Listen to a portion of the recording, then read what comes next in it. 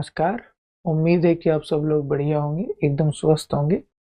हमारी जो आखिरी कक्षा हुई थी उसमें हम लोगों ने आदिकाल के प्रश्नों पर अपनी बातचीत शुरू कर दी थी और आदिकाल की पहली काव्यधारा यानी धार्मिक साहित्य की पहली शाखा यानी सिद्ध साहित्य के सभी प्रश्नों पर हम लोग बातचीत कर चुके थे। आज हमें आदिकाल की पहली धारा यानी धार्मिक साहित्य की दूसरी शाखा यानी नाच साहित्य के प्रश्नों से अपनी बात शुरू करनी है। जब हम कहते हैं आदिकाल तो उसका मतलब होता है हिंदी साहित्य के इतिहास का पहला काल। इस पहले काल में मुख्यतः तीन प्रकार का साहित्य मिलता है: धार्मिक साहित्य, रासो साहित्य और लौकिक साहित्य। धार्मिक साहित्य में भी तीन शाखाएं हैं: सिद्ध साहित्य, नाच साहित्य और जैन साहित्य। तो सिद्ध साहित्य पर हम बात कर चुके हैं। आज हमें नाच साहित्य और जैन साहित्य और फिर आगे जो अन्य दो धाराएं हैं रासो और लौकिक, उन पर बात करनी है। तो हमने बात की थी सिद्ध साहित्य के बारे में कि सिद्ध साहित्य में यह माना गया या सिद्ध जो पंथ या उनका जो साधना मार्ग था उसमें माना गया कि अगर निर्वाण की प्राप्ति करनी है तो वो प्रवृत्ति मार्ग के जरिए ही मिल सकता है। प्रवृत्ति मार्ग यानी भोग प्रधान साधना मार्ग, यानी जिसमें ये कहा जाता है कि जो भी ऐसी चीजें हैं जो आपकी साधना में बाधक बन सकती हैं, यानी आपकी इच्छाएं, आपकी वासनाएं, उन्हें दबाइए मत। अगर उन्हें दबाएंगे तो वो एक न एक दिन इस तरह उभरेंगी कि आप उनके दबाव में आ जाएंगे। तो उन्हें मत दबाइए, उनका जितना भोग कर सकते हैं उतना भोग कीजिए। अंततः आपको उनसे विरक्ति हो जाएगी और जब आपका मन इतना स्थिर हो जाए कि आप उनसे विरक्त हो जाएं, उसके बाद कोई बाधा ऐसी रहेगी नहीं जो आपके साधना के पथ पर पैदा हो।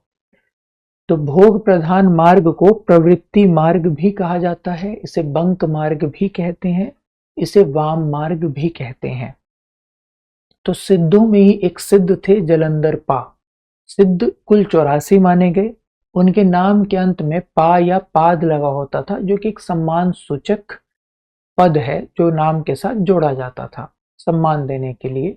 तो जलंधर पा एक सिद्ध थे जिन्हें सिद्धों के धार्मिक मतों से दिक्कत महसूस हुई, जिन्हें लगा कि ठीक नहीं है भोग को या इंद्रियों की अराजकता को इतना बढ़ाना, और उन्होंने यह निर्णय किया कि वो सिद्धों से अलग हो जाएंगे और वो सिद्धों को छोड़कर देश के पश्चिमी भाग में आ गए। सिद्धों का प्रभाव मुख्यतः देश के पूर्वी भाग में था, जिसका एक कारण ये भी हो सकता है क्योंकि जो सिद्ध थे उनका संबंध बौद्ध धर्म की महायान शाखा से था और बौद्ध धर्म महात्मा बुद्ध से संबंधित है। और महात्मा बुद्ध का जो जन्म क्षेत्र और कर्म क्षेत्र रहा वो मुख्यतः देश का पूर्वी भाग यानी नेपाल, हालांकि अलग देश है जहां उनका जन्म हुआ था लुम्बिनी में, लेकिन लगभग भारत की सीमा का ही इलाका है और वो भी पूर्व की तरफ ही है। तो इसलिए सिद्धों का प्रभाव मुख्यतः पूर्वी क्षेत्र में रहा। लेकिन जो जलंधरपा थे वो पूर्वी क्षेत्र को छोड़कर देश के पश्चिमी क्षेत्र की ओर आ गए और राजपुताना, पंजाब, इस इलाके को हम पश्चिमी क्षेत्र कहते हैं। और कांगड़ा एक जगह है हिमाचल में आज भी, वहां की पहाड़ियों में ही वो मुख्यतः रहे। आचार्य शुक्ल अपना मंतव्य भी प्रकट करते हैं कि पंजाब का जो जलंधर शहर है वो उन्हीं का मार्ग जान पड़ता है, यानी जलंधरपा के नाम पर ही जलंधर शहर का नाम रखा गया होगा। फिर जो पहाड़ियां कांगड़े की रही उनमें बालनाथ का टीला नाम से एक जगह भी मिलती है जिसका उल्लेख पद्मावत में भी हुआ है। मलिक मोहम्मद जायसी की रचना पद्मावत में बालनाथ जलंधरपा का ही दूसरा नाम था। बाद में उन्हें जलंधर नाथ कहा जाने लगा क्योंकि सिद्धों से अलग हो गए थे, इसलिए पा को उनके नाम के पीछे से हटा दिया गया। लेकिन जलंधरपा ने अपने किसी नए पंथ की स्थापना नहीं की। उन्होंने अपना मार्ग सिद्धों से अलग अवश्य कर लिया और किसी नए पंथ को उन्होंने बनाया हो ऐसा नहीं हुआ। फिर सिद्धों में ही दो सिद्ध और थे, एक थे जिनका नाम था मत्स्येंद्रपा या मच्छंदरपा और दूसरे गोरक्षपा। तो मच्छंदरपा के शिष्य थे गोरक्षपा। तो मच्छंदरपा भी सिद्धों के मार्ग पर ही चल रहे थे, खुद एक सिद्ध ही थे। और सिद्धों में क्या होता था कि पहले आप खूब भोग कीजिए, खूब भोग कीजिए, जब आपको लगने लगे कि अब ये भोग आपको ललचा नहीं पा रहा है आप इससे मुक्त हो रहे हैं, तब आपको एक लाइव टेस्ट देना होता था। मतलब ऐसी कथाएं चलती हैं। और लाइव टेस्ट क्या होता था कि आपको किसी ऐसे क्षेत्र में जाना होता था जहां की स्त्रियां सबसे सुंदर मानी जाए, और वहां जब आप जाते थे, अगर वहां भी आपका मन उनसे अलिप्त ही रहा, आपका मन उनसे रिझ नहीं पाया, आपके नियंत्रण में ही रहा, तब ये माना जाता था कि अब आपने अपने मन को साध लिया है। तो मच्छंदरपा भी उस परीक्षा के लिए गए, लेकिन जब बहुत दिन हो गए और वो आए ही नहीं, तब गोरक्षपा को लगा कि भाई गुरुजी कहाँ गए। गुरुजी का भाई इतने दिनों से निकले हैं, अब तक आए नहीं, उनका पता होना भी तो जरूरी है। कहते हैं कि फिर उनके मतलब जहां वो गए थे उनके पीछे पीछे वहां पहुंचे, मतलब उसी जगह पहुंचे, और वहां जाकर जब उन्होंने उन्हें ढूंढना शुरू किया, तो उन्हें आवाज दे रहे थे, जैसे सामान्यतः हम किसी को ढूंढते हैं तो आवाज देते हैं। तो उन्हें आवाज आई कि बेटा गोरख बचाओ। उन्होंने चारों तरफ देखा, देखा कि कहीं से आवाज तो आ ही नहीं रही है। फिर उन्हें आवाज आई, तो ये तो लगा कि आवाज आसपास से आ रही है, पर चारों तरफ कोई दिखाई नहीं दे रहा था। फिर उन्होंने देखा कि आवाज नीचे से आ रही है। तो धरती में एक कुएं में इनको वहां की स्त्रियों ने कैद कर लिया था। तो फिर कहते हैं कि गोरखनाथ ने, मतलब जिन बाद में उनका नाम गोरखनाथ हुआ, गोरक्ष का तद्भव रूप है गोरख। तो गोरखनाथ ने उन्हें उस कुएं से निकाला और कहा कि जाग मच्छंदर गोरख आया, और एक दोहा और कहा कि नौलख पातरी आगे नाचे पीछे सहज अखाड़ा, ऐसे मन ले जोगी खेले तब अंतर बसे भंडारा।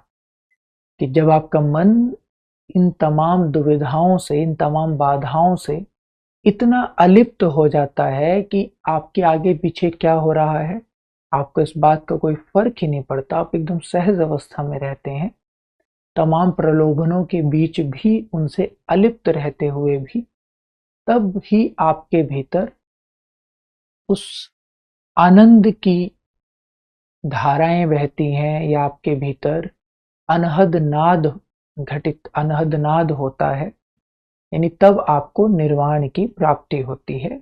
और उसके बाद मच्छंदर नाथ ने, जो कि बाद में मच्छंदर नाथ जिनका नाम हो गया, पहले मच्छंदर पा नाम था, उन्होंने एक बड़ी प्रसिद्ध बात कही, जोगी सोई जानिए जगते रहे उदास, तत् निरंजन पाइए कह मच्छंदर नाथ। इस जग में रहकर भी जो इस जग से उदासीन रहेगा, इससे न्यूट्रल रहेगा, इससे अलिप्त रहेगा, उसे ही निरंजन की प्राप्ति हो सकती है। तो इस कथा से हमें यह भी पता चलता है कि ऐसा क्या था जिसके चलते गोरखनाथ ने एक नए पंथ की स्थापना की, जिसे नाथ पंथ कहा गया। और वो था सबसे मूल जो आधार था सिद्धों का, प्रवृत्ति मार्ग। गोरखनाथ उसके विरोध में आए और उन्होंने निवृत्ति मार्ग को आधार बनाकर अपने पंथ की स्थापना की। निवृत्ति मार्ग यानी जो इंद्रियों के संयम पर, इंद्रिय निग्रह पर आधारित हो, जो कहे कि नहीं, भोग करके कभी भी हम निर्वाण की ओर नहीं जा सकते, हमें भोग नहीं करना है, हमें खुद को नियंत्रण में रखना है। मानसिक शुचिता बहुत जरूरी है, मन की शुद्धता, जो तभी तक रहेगी जब तक हम इंद्रियों के नियंत्रण में नहीं आएंगे, बल्कि इंद्रियां हमारे नियंत्रण में रहेंगी। तो जो हमारी इंद्रियां हैं, जो हमारी इच्छाएं हैं, उन्हें हमें अपने वश में रखना है, अपने नियंत्रण में रखना है। क्योंकि ये तो शेर के मुंह पर लगे खून की तरह होता है कि एक बार आपने किसी सुख सुविधा को भोग किया, उसके बाद वो बढ़ती है, कम नहीं होती। तो ऐसा कभी नहीं आता कि आपको विरक्ति हो, थोड़े समय के लिए विरक्ति होगी, थोड़े समय बाद फिर वो इच्छा इतनी बलवती हो जाएगी कि वो आपको अपने नियंत्रण में लेने लगेगी। तो जो मूल अंतर था सिद्धों और नाथों का, हालांकि नाथ सिद्धों से ही निकले, क्योंकि चाहे जलंधर पा हो, जिनका नाम बाद में नाथों नाथ नौ माने जाते हैं, नवनाथ भी इसलिए कहा जाता है, नौ नाथों में गिना जाता है। चाहे मच्छंदर नाथ हो या मत्स्येंद्र नाथ, चाहे खुद गोरखनाथ हो, ये तीनों के तीनों पहले सिद्ध ही थे। इनके अलावा भी कुछ और भी ऐसे नाथ है जिनका नाम सिद्धों और नाथों में, दोनों में गिना जाता है, ठीक है, जिनमें नागार्जुन का भी नाम है, जिन्हें रासायनी भी कहते हैं। तो इस तरह सिद्धों से निकलकर ही नाथ उनसे अलग हो जाते हैं। क्यों? क्योंकि वे सिद्धों के प्रवृत्ति मार्ग के विरोध में निवृत्ति मार्ग को अपनाते हैं, ठीक है जी। तो ये एकदम मूलभूत अंतर था उनमें और उनमें, यानी सिद्धों और नाथों में। इसके अलावा गोरखनाथ हठयोग साधना को भी अपनाते हैं, ठीक है जी, और शिव को आदिनाथ घोषित करते हैं कि सबसे पहले नाथपंथी भगवान शिव थे, और शिव को कहा भी जाता है ना आदिनाथ, यानी आरंभिक नाथ, ठीक है जी। चलिए अब नाथ पंथ से संबंधित प्रश्न करते हैं। यंदरी का लड़ बड़ा, जीबा का फूहड़ा, मुख काच का जति, मुख का सती, जो सत पुरुष उत्तमो कथी। गोरखनाथ की दृष्टि में सच्चा साधक वही है जो संयमी हो, इंद्रिय दमन करने वाला हो, कूट भाषा बोलने वाला हो, महासुखवादी हो। अब अगर आप लोगों को इस छंद का अर्थ भी समझ में ना आए और आपको पता हो कि नाथ पंथ का भाव पक्ष क्या है, उसका वस्तु पक्ष क्या है, उसकी वैचारिकी क्या है, तो भी आप इस प्रश्न को आराम से कर सकते हैं। बाकी हम समझने के लिए इसका भाव भी समझ लेते हैं। यंदरी का लड़बड़ा यानी गड़बड़, गड़बड़ से ध्यान रखिए, गड़बड़ा से ध्यान रखिएगा, यानी इंद्रियों का जो गड़बड़ा व्यक्ति हो, जो कमजोर व्यक्ति हो, जो लटपट व्यक्ति हो, ठीक है जी। जीवा का फोड़ा, जीव से जो बहुत फूहड़ हो, कुछ भी बोल दे और किसी भी चीज के लिए इसकी जीभ ललचाती रहती हो। काच का जति, मुख का सती। वहीं दूसरी तरफ अगर कोई काच कहते हैं धोती को, लंगोट को, कोई अगर लंगोट का जति, लंगोट का पक्का है, तो लंगोट का पक्का कहते हैं चरित्रवान व्यक्ति को, जिसकी काम भावना पर उसका नियंत्रण हो। और मुख का सत्य, और मुख का बड़ा सत्यवादी है, सत्य वचन ही बोलता है। जो सत पुरुष उत्तमो कथि, वही व्यक्ति उत्तम है, वही व्यक्ति श्रेष्ठ है, और जिस व्यक्ति में यह अवगुण है वो व्यक्ति श्रेष्ठ नहीं है। ये इसका भाव है, यानी एक द्वैत रचा गया, एक बेहतर इंसान जो साधक हो सकता है उसमें और जो नहीं हो सकता उसमें। तो संयमी हो, बिल्कुल गोरखनाथ मानते थे, नाथ पंथ में माना गया कि इंसान का संयमी होना जरूरी है, इसलिए निवृत्ति मार्ग को संयम मार्ग भी कहते हैं। इंद्रिय दमन करने वाला हो, अगर आप संयमी होंगे तो इंद्रियों का दमन आपको करना ही पड़ेगा, क्योंकि इंद्रियां तो लगातार मतलब मचलती रहती हैं सुख सुविधाओं के भोग के लिए। कूट भाषा बोलने वाला हो, नहीं, सत्य बोलने वाला हो, कूट भाषा रहस्य बोलने वाला नहीं हो। महासुखवादी नहीं, महासुखवाद तो प्रवृत्ति मार्ग है, भोग प्रधान मार्ग है, ये तो सिद्धों का मार्ग है, ये नहीं, इसका विरोध किया था गोरखनाथ ने। तो 1 और 2 सही उत्तर है, 3 और 4 गलत है, ठीक है जी।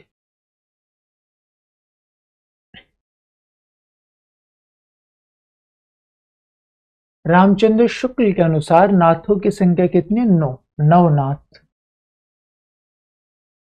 सिद्धों और नाथपंथियों योगियों के चिंतन का विवेचन करते हुए किसने कहा था कि उनकी रचनाओं का जीवन की स्वाभाविक सरणियों, अनुभूतियों और दशाओं से कोई संबंध नहीं था?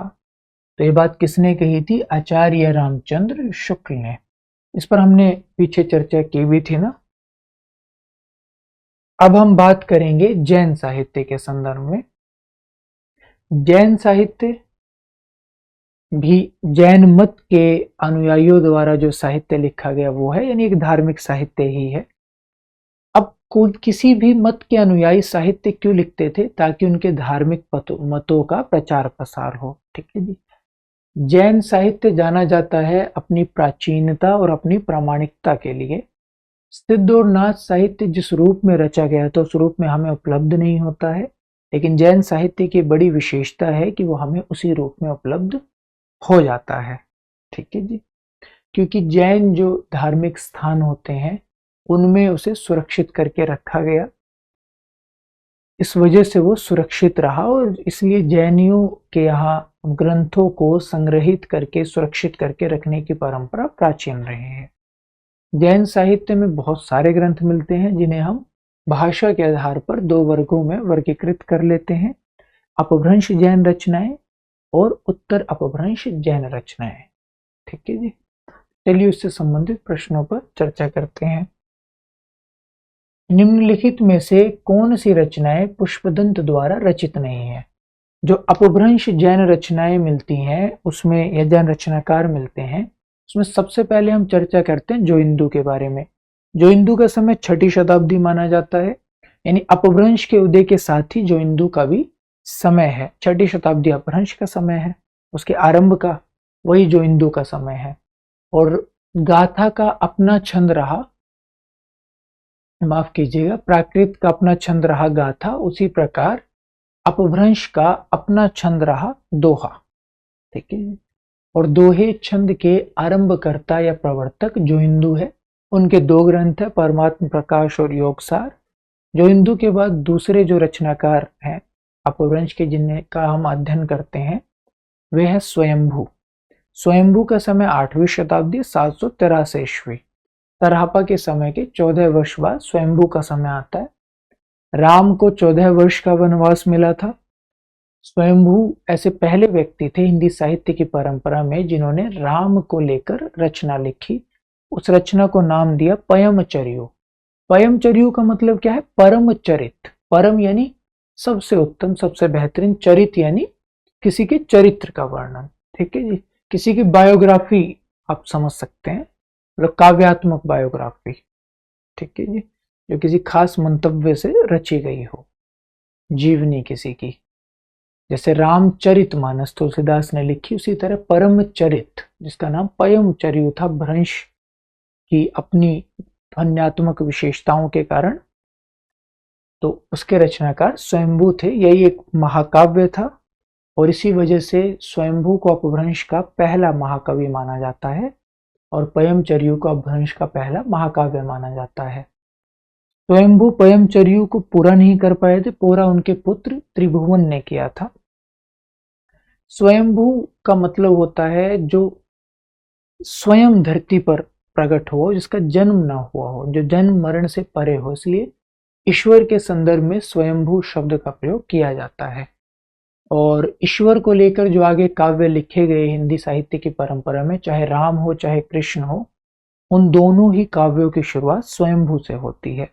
उनका दूसरा ग्रंथ था रिठमेणी चर्यु, जिसमें उन्होंने कृष्ण की कथा वर्णित की, और एक उनका तीसरा ग्रंथ रहा स्वयंभू छंद। स्वयंभू के बाद तीसरे कवि अपभ्रंश के जिनके विषय में हम पढ़ते हैं वो है पुष्यदंत। पुष्यदंत का समय 10वीं शताब्दी माना जाता है, हालांकि विवादित है। शिव सिंह सेंगर तो इन्हें हिंदी का पहला कवि मानते हैं, तो इनका समय बहुत पीछे ले जाते हैं, लेकिन मोटे तौर पर इनका समय 10वीं शताब्दी माना जाता है। ठीक है जी, इनके भी 3 ग्रंथ मिलते हैं। नय कुमार चर्यु, जिसे नाग कुमार चरित भी कहते हैं। 63 महापुरुष गुणालंकार, जिसे महापुराण भी कहा जाता है। इसमें 63 महापुरुषों के चरित का वर्णन है, उनके गुणों को अलंकृत किया गया है, इसलिए इसका नाम है 63 महापुरुष गुणालंकार। और क्योंकि ये बड़ा ग्रंथ है इसलिए इसे महापुराण भी कह देते हैं। और तीसरा ग्रंथ है इनका नय कुमार चर्यु हो गया, और जसह चर्यु, जिसका नाम यशोधर चरित भी है। जसर चर्यु, नय कुमार चर्यु और 63 महापुरुष गुणालंकार, जिसे महापुराण कहते हैं। शिव सिंह सेंगर इन्हें भाखा की जड़ कहते हैं क्योंकि पहला कवि मानते हैं ना। स्वयं को उन्होंने अभिमान, मेरु इत्यादि भी कहा था। अब जो ये पुष्यदंत थे, इनके संबंध में आचार्य शुक्ल ने कहा कि इनके 2 और ग्रंथ रचे हुए थे, आदि पुराण और उत्तर पुराण, पर अन्य कोई भी विद्वान, मतलब जो चर्चित विद्वान है, वो इस बात से सहमत नहीं है, वो इनके 3 ही ग्रंथ मानते हैं। अब आप लोगों से परीक्षा में पूछा गया कि कौन सा ग्रंथ इनके द्वारा रचित नहीं है, यानी आपको ये बताना है कि कौन कौन से नहीं है। तो जसहर चरियु तो पक्का है, सबने माना। योगसार इनके द्वारा रचित नहीं है। अब आदि पुराण और उत्तर पुराण को लेकर बड़ा मतलब ऐसा मसला है कि क्या माने, क्योंकि कई सारे विद्वान हैं जो कि मानते हैं कि ये नहीं रचा हुआ है, शुक्ल जी मानते हैं इनके द्वारा रचा हुआ है। तो कायदे से तो इसका उत्तर 1, 2 और 4 होना चाहिए था, पर ऐसा कोई विकल्प नहीं है, और जिसमें 3 है उसको हम मान नहीं सकते। तो क्योंकि 3 तो इनके द्वारा रचा हुआ ही है और 2 उत्तर में होना ही चाहिए, ऐसा भी एक भी विकल्प नहीं है। तो संभवतः प्रश्न हटा दिया गया होगा आपके मूल्यांकन से, क्योंकि प्रश्न के विकल्प गलत है। ठीक है जी। अब प्राकृत प्रकाश, श्रावकाचार, प्रबंध चिंतामणि और कुमारपाल प्रतिबोध। प्राकृत प्रकाश वररुचि का ग्रंथ है, जो कि अपने प्राकृत के भाषा संबंधी ज्ञान के लिए जाना जाता है। इसे हम जैन साहित्य में नहीं पढ़ते प्राकृत प्रकाश को, लेकिन प्राकृत के संबंध में जो महत्वपूर्ण ग्रंथ रहे, जिसमें कच्चायन है या महत्वपूर्ण विद्वान रहे, उनमें से एक वररुचि भी है। ठीक है जी। तो उस संदर्भ में प्राकृत प्रकाश ग्रंथ का उल्लेख होता है। श्रावकाचार को हिंदी का पहला ग्रंथ, हिंदी की पहली रचना माना जाता है, जिसके रचनाकार देवसेन है। श्रावक कहते हैं गृहस्थ को। तो श्रावक का आचार व्यवहार क्या होता है या क्या होना चाहिए, या यानी गृहस्थ धर्म का मतलब क्या है, इसका उल्लेख इसमें दोहों में किया गया है। प्रबंध चिंतामणि जैनाचार्य मेरुतुंग का है। बहुत चिंता नहीं करनी चाहिए। बहुत चिंता करने से, कहते हैं ना, चिंता चिता समान है व्यक्ति, पर रेगिस्तान मतलब रेत के समान, मेरु के समान हो जाता है। यानी रेत क्या होती है, जो उपजाऊ नहीं होती, जिसमें उर्वरक क्षमता जिसकी खत्म हो जाती है, जिसका उपजाऊपन खत्म हो जाता है। तो रेत के समान उपजाऊ करने की क्षमता खत्म नहीं होनी चाहिए, यानी बिल्कुल ही उपजाऊपन खत्म नहीं होना चाहिए। इसके लिए जरूरी है कि इंसान ज्यादा चिंता ना करे। और कुमारपाल प्रतिबोध, 2 ग्रंथ इस तरह के, कुमारपाल चरित और कुमारपाल प्रतिबोध। कुमारपाल चरित हेमचंद्र का ग्रंथ है और कुमारपाल प्रतिबोध सोमप्रभ सूरी का ग्रंथ है। ठीक है जी। तो विकल्प इन्होंने बड़ी चालाकी से बनाए थे कि कोई भी उलझ सके उसमें। और देखिए अंत में ना 2, 4 भी दे दिए थे, क्योंकि जब नहीं आता हमें तब हम क्या देखते हैं कि एक ही विकल्प पर ज्यादातर कौन सी संख्या आ रही है, तो हम मानते हैं कि यही सही होगी। ठीक है जी। तो 2, 1, 3, 5 ए इसका उत्तर है। सिद्ध हेमचंद्र शब्दानुशासन किस तरह का ग्रंथ है? व्याकरण संबंधी। हेमचंद्र को प्राकृत का पाणिनि कहा जाता था, ये बात हमने पहले भी की थी। ठीक है जी। और इनके व्याकरण ग्रंथ, जिसका नाम शब्दानुशासन भी कहा जाता है, जैसे इनका काव्यशास्त्र संबंधी ग्रंथ है काव्यानुशासन, व्याकरण संबंधी ग्रंथ है शब्दानुशासन। शुक्ल जी के अनुसार द्वाश्रय काव्य के रचयिता कौन है? तो द्वाश्रय काव्य के रचयिता हेमचंद्र हैं। शुक्ल जी को भी इस बात से कोई दिक्कत नहीं है, ये तो इन्होंने बस ये प्रश्न बनाने के लिए बना दिया कि शुक्ल जी के अनुसार कौन है। वैसे सभी मानते हैं कि द्वाश्रय काव्य के रचयिता हेमचंद्र है। द्वाश्रय काव्य क्या है? द्वधन आश्रय, आश्रय यानी सहारा, द्व यानी 2। तो अपने व्याकरण ग्रंथ की व्याख्या के लिए उन्होंने द्वाश्रय काव्य की रचना की थी, क्योंकि व्याकरण शास्त्र है, शास्त्र अमूमन थोड़े जटिल होते हैं, तो उसमें कई सारी ऐसी चीजें भी आ जाती हैं जो कि जटिल प्रतीत होती हैं। तो उनकी व्याख्या के लिए, उन्हें समझाने के लिए हेमचंद्र ने द्वाश्रय काव्य नामक ग्रंथ की रचना की थी। अब इसमें इन्होंने 2 काम किए। एक काम तो इन्होंने इसमें क्या किया, अपने जो व्याकरण के सूत्र थे उनकी व्याख्या प्रस्तुत की। उसके अलावा दूसरा काम हेमचंद्र ने क्या किया, उसके साथ साथ हेमचंद्र ने एक और काम किया कि जो इनके आश्रयदाता, कहना तो उतना ठीक नहीं है, 2 राजा ऐसे थे जो हेमचंद्र का बड़ा सम्मान करते थे। गुजरात के राजा सिद्धराज जयसिंह और उनके भतीजे कुमारपाल। ठीक है, जिन दोनों के यहाँ ही बड़ा सम्मान था हेमचंद्र का। तो इन दोनों के चरित्र का वर्णन भी इन्होंने उस ग्रंथ में किया है, यानी व्याख्या करने के दौरान जो उदाहरण वगैरह दिए हैं उसमें उनका वर्णन, उनके चरित्र का वर्णन भी हेमचंद्र ने किया है।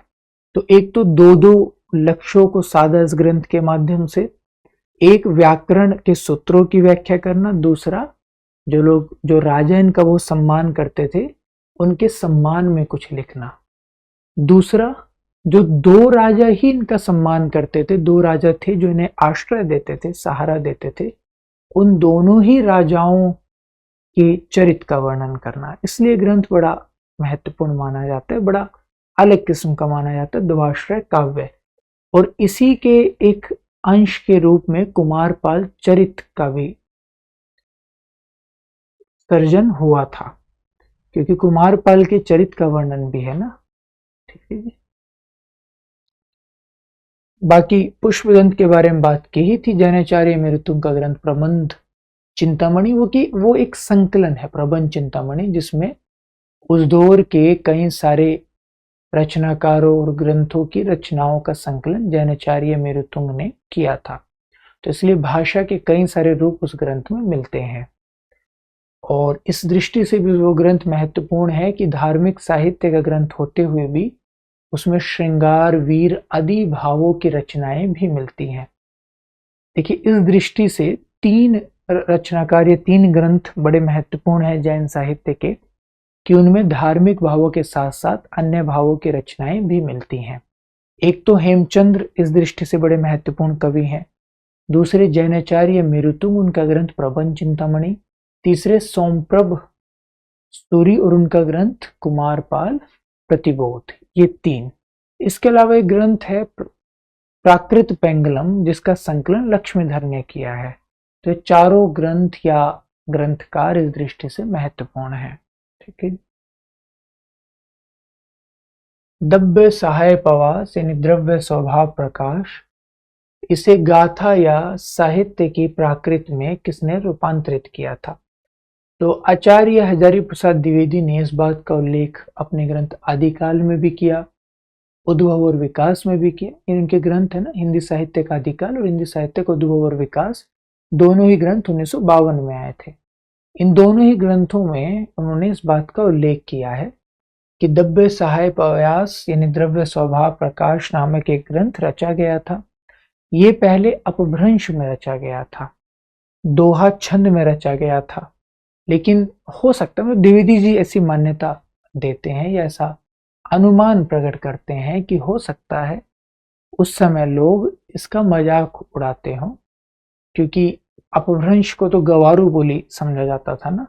तो जिस वजह से शुभंकर के कहने से माइल धमक धवल नामक रचनाकार ने इसे प्राकृत भाषा में रूपांतरित कर दिया था, यानी गाथा बंद या गाहा बंद में रूपांतरित कर दिया था। तो किसने रूपांतरित किया था? माइल धवल ने। किसके कहने से? शुभंकर के कहने से। चंदन बाला रास और जीव दया रास दोनों के रचनाकार आसगु कवि है। रास एक काव्य परंपरा रही है धार्मिक साहित्य में आदिकाल के। ठीक है, तो दोनों ही ग्रंथों के रचनाकार हैं आसगु कवि, चंदन बाला रास, जीव दया रास। आंसू से आप ध्यान रख सकते हैं कि आंसू, सबसे ज्यादा आंसुओं का वर्णन पूरे भारतीय काव्य में श्रृंगार के संदर्भ में हुआ है। श्रृंगार में भी क्या, कौन सा श्रृंगार? वियोग श्रृंगार।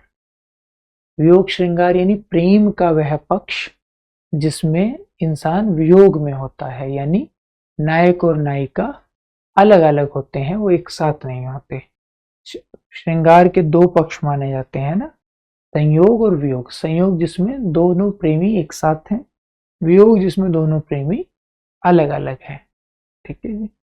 तो वियोग श्रृंगार के संदर्भ में आंसुओं का खूब वर्णन हिंदी साहित्य की परंपरा में हुआ है। ठीक है जी।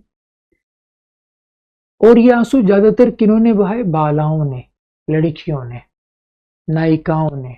नायकों के आंसू बहुत कम है जो हिंदी साहित्य में दिखे हों। नायिकाओं के आंसू, नायिकाओं का वियोग हिंदी साहित्य की परंपरा में अधिक मिलता है और उसके लिए चंदन आदि प्राकृतिक उपादानों का भी खूब प्रयोग किया गया। ठीक है जी, तो चंदन वाला रस। दूसरा, आंसू क्या करते हैं, इंसान को उदात्त बनाते हैं। मतलब दुख में जब कोई भी इंसान होता है ना, तब वो दूसरों को ज्यादा बेहतर ढंग से समझता है। सुख में तो अपनी मस्ती में मस्त रहता है, कभी दूसरों को समझने की कोशिश बहुत ज्यादा वो नहीं करता। तो इसलिए महादेवी वर्मा कहती थी ना कि जिसे जीवन में वैसे दुख कहते हैं, उसे मैंने जिंदगी में वो मेरी नहीं है, उस तरह से मैं बड़ी संपन्न हूं, लेकिन दर्शन के स्तर पर दुख है, क्योंकि वेदना ही वह चीज है जो मनुष्य को थोड़ा ज्यादा मनुष्य बनाती है, मनुष्य और मनुष्य को आपस में जोड़ने का काम करती है। और इस बात को आगे ने भी अपने ढंग से व्यक्त किया है कि दुख सबको मांझता है। मांझता यानी शुद्ध करता है, धो देता है सबको। ठीक है जी, तो उससे आप याद रख सकते हैं जीव दया, यानी जीवों के प्रति दया मन में पैदा करता है। चंदन बाला रास, जीव दया रास। मुनि सुमतिगण का ग्रंथ है नेमिनाथ रासो। जिन धर्म सूरी का ग्रंथ है स्थूलिभद्र रास। और मुनि जिन विजय एक विद्वान रहे हैं, जिन्होंने जैन ग्रंथों को प्रकाशित करवाने का, उन्हें ढूंढ कर प्रकाशित करवाने का बड़ा महत्वपूर्ण काम किया था। भला हुआ जो मारिया बहिणी मारू कंतु, लज्जेम तू बयन सह्यूं जय भग्गा घरुवंतु। इसका तात्पर्य क्या है, ये हेमचंद्र की पंक्तियां हैं। भला हुआ जो मारिया, भला हुआ बहन जो मर गया, महारा कंतु मेरा पति, कंत यानी पति। भला हुआ जो मारिया, अब आप लोगों ने पढ़ा होगा कि अपभ्रंश का स्वभाव हो तो उसमें द्वित्व व्यंजन की प्रवृत्ति मिलती है, यानी एक ही व्यंजन का दोहराव होता है और आधा व्यंजन होता है पूरे व्यंजन के साथ। तो भला का भल्ला, देखिए ये द्वित्व व्यंजन है। जो मारिया मर गया बहन मेरा पति, लज्जेम तू बयन सहु जई, बय या वय यानी उम्र, बयन सेहू यानी अपनी उम्र वालियों के बीच मैं लज्जा से मर जाती। लज्जेम तू बयन सेहू जय भग्गा घरुवंतु, अगर वो युद्ध का मैदान छोड़कर डर कर घर भाग कर आ जाता। तो यानी ये वीर रस का दोहा है, हेमचंद्र का दोहा है। का भाव क्या है कि युद्ध से भागकर, कायरता पूर्वक भागकर युद्ध में शहीद हो जाना ज्यादा बेहतर बात है। और इसे एक स्त्री के मुख से उन्होंने अलग ढंग से व्यक्त करवाया है। हे बहना, अच्छा हुआ जो मेरा कंत मारा गया, पहली पंक्ति का अर्थ है ये। अच्छा नहीं हुआ क्योंकि वह मारे जाने लायक भी नहीं था, ऐसा कुछ नहीं कहा गया। उसके मारे जाने से देश का भला ही हुआ, ऐसा भी कुछ इसमें नहीं कहा गया है।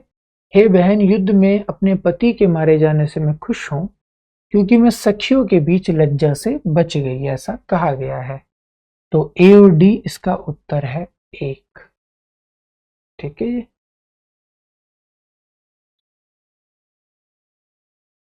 कुमारपाल प्रतिबोध किसकी रचना है, सोमप्रभ सूरी की। प्रतिबोध सोमप्रभ सूरी और कुमारपाल चरित हेमचंद्र। कैसे याद रहेगा, चरित यानी चरित्र।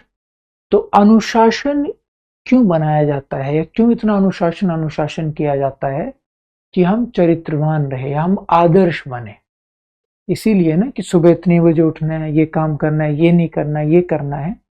ऐसा क्यों करवाया जाता है, ताकि व्यक्ति चरित्रवान रहे, व्यक्ति आदर्श बने। तो अनुशासन आदर्श बनाने का एक तरीका है ना चीजों को, तो इसलिए ऐसा करवाया जाता है। तो अनुशासन अनुशासन बार बार कौन करते हैं, हेमचंद्र। शब्द अनुशासन, काव्य अनुशासन, तो वो चरित्र की ही रचना करते हैं। और सोमप्रभ सूरी प्रतिबोध। राहुल सांकृत्यायन ने हिंदी काव्यधारा की भूमिका में आदिकाल के किस कवि को हिंदी का सबसे बड़ा कवि माना है, स्वयंभू को। राहुल सांकृत्यायन ने आदिकाल पर बड़ा शानदार काम किया है।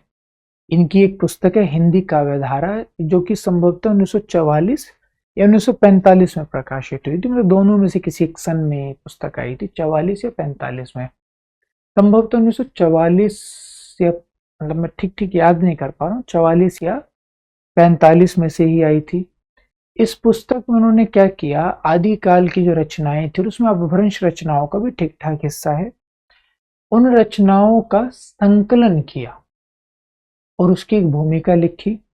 उस भूमिका में उन्होंने हिंदी साहित्य के इतिहास की पूरी परंपरा को 5 कालों में विभाजित किया, जिसमें आदिकाल को उन्होंने सिद्ध सामंत काल कहा था, सिद्ध सामंत युग। और उन्होंने कहा कि इस पूरी काव्य की परंपरा में, यानी हिंदी साहित्य के पूरे इतिहास में, सबसे बड़े कवि स्वयंभू हुए हैं। ठीक है जी। इस बात का उल्लेख रामस्वरूप चतुर्वेदी ने भी अपने इतिहास ग्रंथ में किया है, तो वहीं से प्रश्न भी बनाया गया होगा संभवतः। अपभ्रंश के कवि पुष्यदंत ईसा की किस शताब्दी में हुए? बड़ा मतलब बेकार प्रश्न है। मतलब आप क्रम पूछ रहे हैं वहां तक ठीक है कि आप मतलब कम से कम महत्वपूर्ण रचनाकारों का यह अंदाजा तो विद्यार्थियों से होने की उम्मीद की जा सकती है कि कौन पहले हुआ था, कौन बाद में हुआ था। लेकिन अब वो समय थोड़ी ना ऐसे, या तो आपने समय ऐसे दिए हो कि 10वीं, फिर 14वीं, फिर 16वीं, कि अगर किसी को समझ है तो वो पहचान लेगा। हमने समय भी तो कैसे दिया, 10वीं, 11वीं, 12वीं, 13वीं। तो ये तो जिसको याद होगा होगा, इसको नहीं होगा नहीं होगा। हालांकि पुष्पदंत का समय 10वीं शताब्दी माना जाता है। इतने तथ्यात्मक प्रश्नों से अमूमन बचा जाना चाहिए परीक्षा में, लेकिन खैर ये हमारे अधिकार क्षेत्र की चीज नहीं है ना। इस जैन आचार्य को कलिकाल सर्वज्ञ, यानी कलयुग के बारे में सब कुछ जानने वाला कहा जाता है, ऐसा हेमचंद्र को कहा जाता है, कलिकाल सर्वज्ञ। ठीक है जी। अब हम बात करेंगे रासो साहित्य के बारे में। तो ये धार्मिक साहित्य के बारे में हमारी बातचीत हो गई, जितनी भी हमें बात करनी थी आदिकाल के धार्मिक साहित्य के बारे में। अब हमें चर्चा करनी है रासो साहित्य के बारे में। रासो साहित्य क्या है? आदिकाल के दौरान जो साहित्यकार थे उनमें एक बड़ा हिस्सा ऐसे साहित्यकारों का था जिनका संबंध दरबारों से होता था, जो किसी सामंत या राजा के यहाँ दरबार में रचनाकार हुआ करते थे। उनका काम अपने आश्रयदाता यानी अपने सामंत या अपने राजा के लिए काव्य लिखना होता था, यानी वो उनकी प्रशंसा में उनके चरित्र का वर्णन किया करते थे, उनकी प्रशंसा किया करते थे कविताओं में, और इसलिए बड़ी अतिशयोक्तिपूर्ण कविताएं रची गई है। अब ये बड़ी रोचक भी है इस मायने में कि क्योंकि जिनके दरबार में वो थे वो तो ऐतिहासिक व्यक्ति हैं, वो तो राजा महाराजा हैं, और क्योंकि ये उनके चरणों में रहते थे, मतलब चरणों में रहने का मतलब क्या है, उनकी कृपा दृष्टि पर रहते थे और उनका बहुत आदर सम्मान करते थे। ठीक है जी। और इनका मुख्य लक्ष्य होता था उनका प्रशस्ति ज्ञान, उनकी प्रशंसा करना अपने आश्रयदाताओं की, इसलिए इन्हें चारण या भाट कहा जाता था।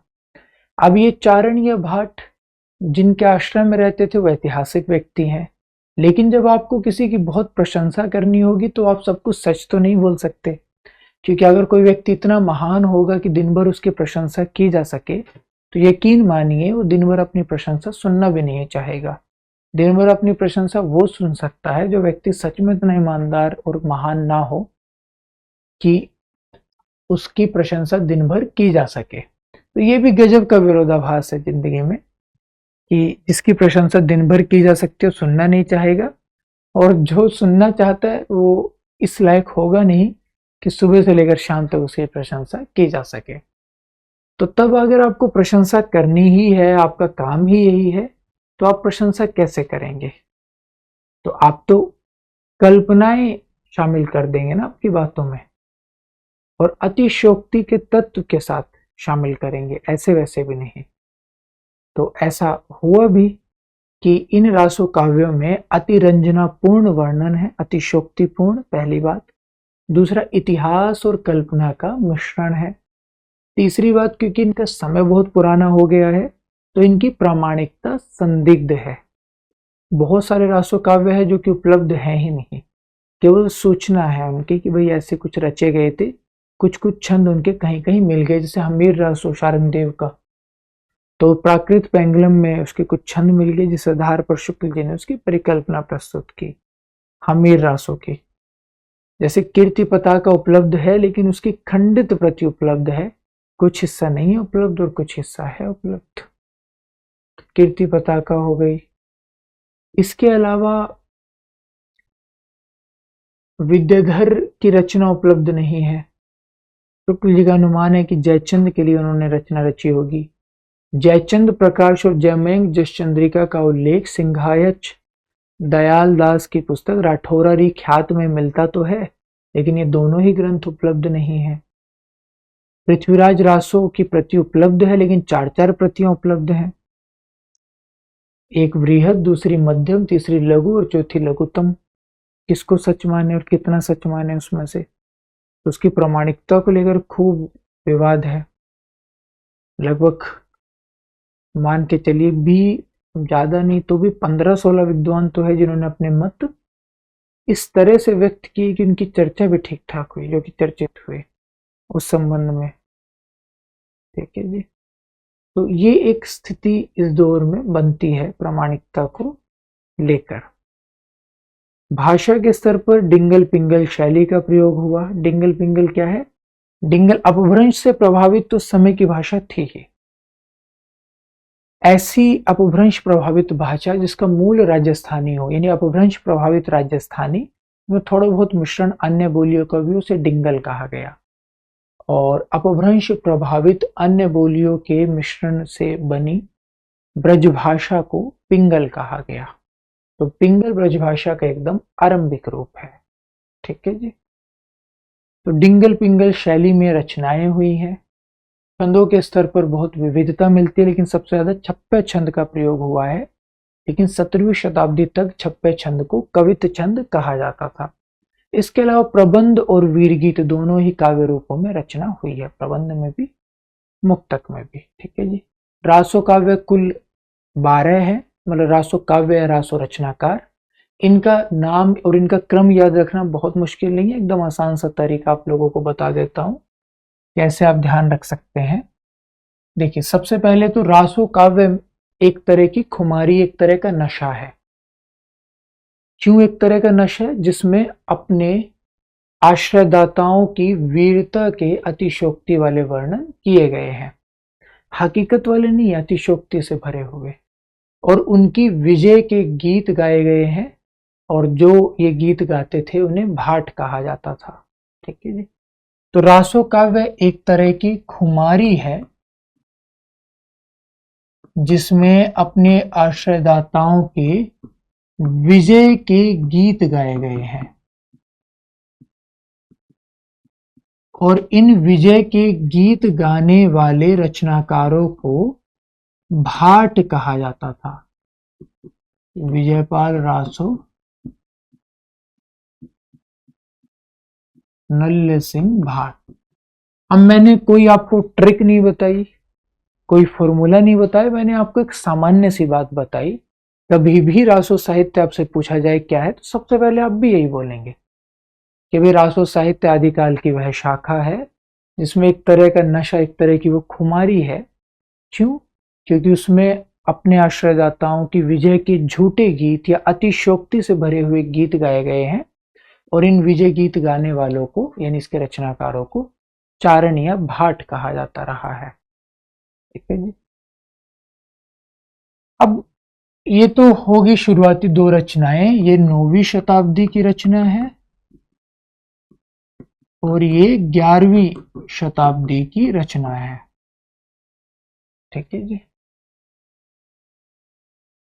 अब जब भी आप उस समय की बात करते हैं, मतलब 15वीं शताब्दी तक के जो भारत रहा, 11वीं से 15वीं शताब्दी, उन 5-6 शताब्दियों की जब भी आप बात करते हैं, तो उस समय में जो राजा सबसे ज्यादा प्रसिद्ध रहे, मतलब इस क्षेत्र में, हिंदी बेल्ट में, वो थे पृथ्वीराज चौहान। जैसे पृथ्वीराज चौहान की खूब चर्चा होती भी है, फिल्म भी बनी है, कई सारे सीरियल भी बने हैं पृथ्वीराज चौहान के ऊपर।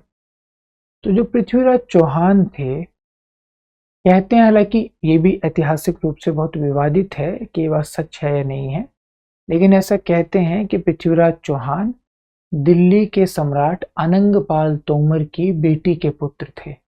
दिल्ली में एक राजा हुए अनंगपाल तोमर, उनकी दो पुत्रियां थी, एक थी कमला, दूसरी थी सुंदरी।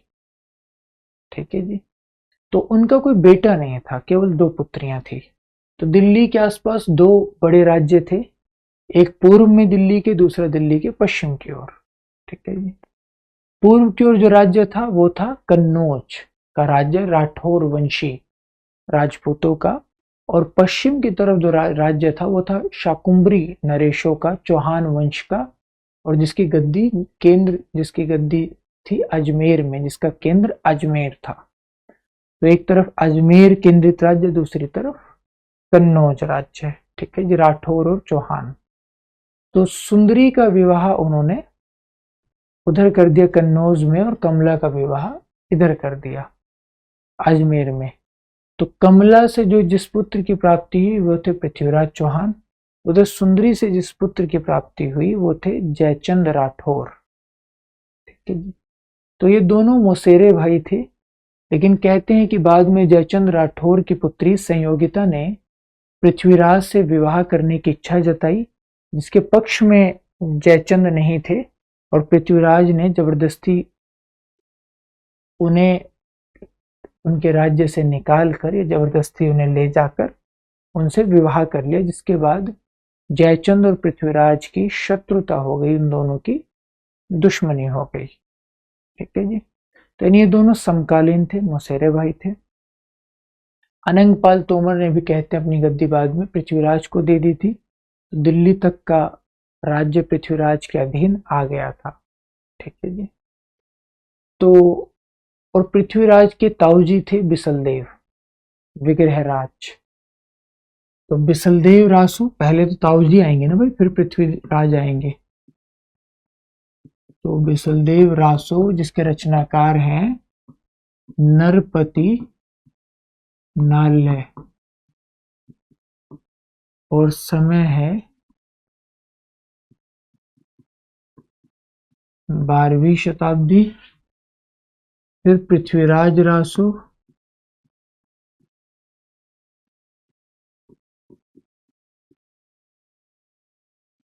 चंद वरदाई,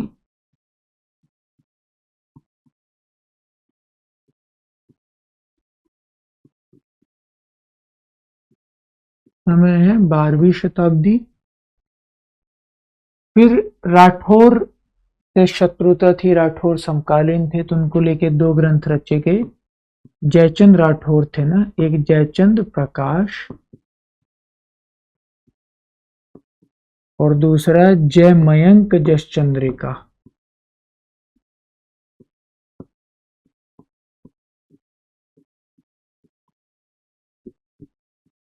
जयचंद प्रकाश के रचनाकार थे भट्ट केदार।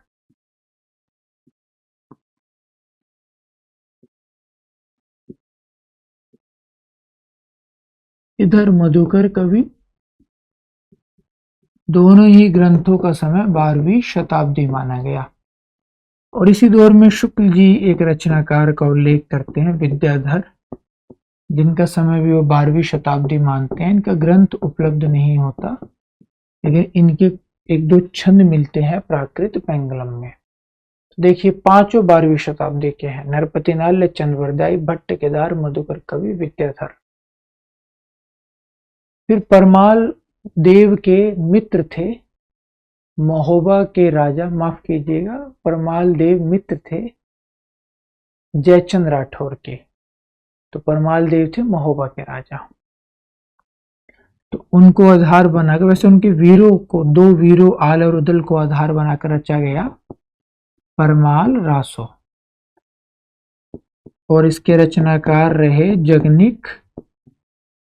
इसका समय 13वीं शताब्दी।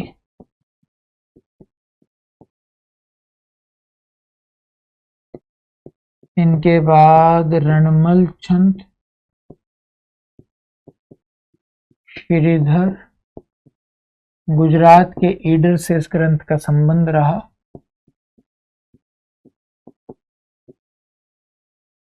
चौदहवीं सदी कर दीजिए।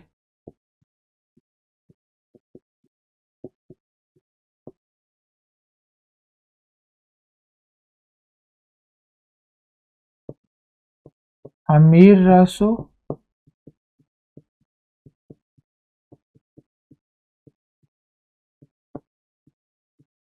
तारंघर 14वीं शताब्दी, ये भी अनुपलब्ध है। और फिर अंत में कौन से कवि हैं जो आदिकाल और भक्तिकाल की संधि रेखा पर हैं? विद्यापति। एकदम अंत में उनके दोनों ग्रंथ कीर्तिलता और कीर्ति पताका। तो 14वीं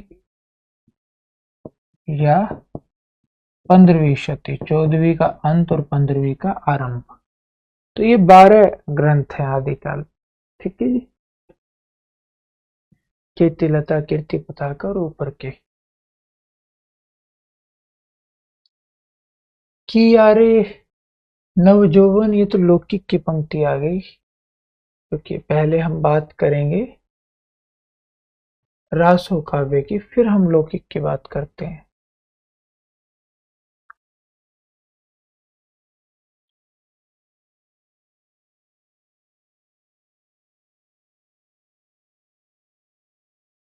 नगर बाहिरे डोंबी तुरी कुड़िया छाई, ये किसकी पंक्ति थी? हमने पीछे चर्चा की भी थी उनकी, कि पांडित्य और कवित्व मैंने बेजोड़ माना था राहुल संकृत्यायन ने।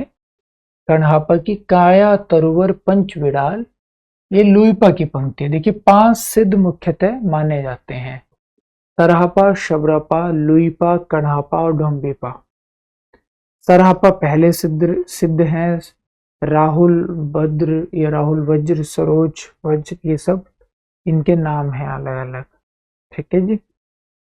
फिर शबरपा अपने चर्या पद के लिए जाने जाते हैं। फिर लुईपा को सबसे ज्यादा सम्मान मिला था, सबसे ऊंचा स्थान। उड़ीसा के राजा उनकी वजह से उनके शिष्य हो गए थे, दारिकपा। ठीक है जी। और उनके मंत्री। फिर लुईपा के बाद कण्हापा, जो जिनके लिए राहुल संकृत्यायन ने कहा कि अपने पांडित्य और कवित्व में बेजोड़ है। ठीक है जी। और एकदम अंत में डोंबिपा, जिन्होंने 23 ग्रंथों की रचना की है, अक्षरद्वीकोपदेश, डोंबी गीतिका, योगचर्या इत्यादि। ठीक है जी। इसके अलावा जो ये जो पंक्ति है, काया तरुवर पंच विडाल, ये लुईपा की पंक्ति है। जैसे हिंदू धर्म में 6 विकार माने गए, काम, क्रोध, मोह, लोभ, ईर्ष्या, अहंकार। ठीक। उसी तरह जैन धर्म में, जैन कह रहा हूं माफ कीजिएगा, बौद्ध धर्म में और बौद्ध शास्त्रों में कुल 5 विकार माने गए। ठीक है जी। काम और चिकित्सा, आलस्य, हिंसा, काम, मोह, चिकित्सा, आलस्य और हिंसा। ठीक है जी। तो उनके बारे में काया तरुवर पंच विडाल, 5 दिक्कतें हैं। कड़वा बोल न बोलिस नारी, नरपति नाल्य। और मैं मोरा जोबना नवेलरा, भयो है गुलाल, अमीर खुसरो। तो 2 1 4 3।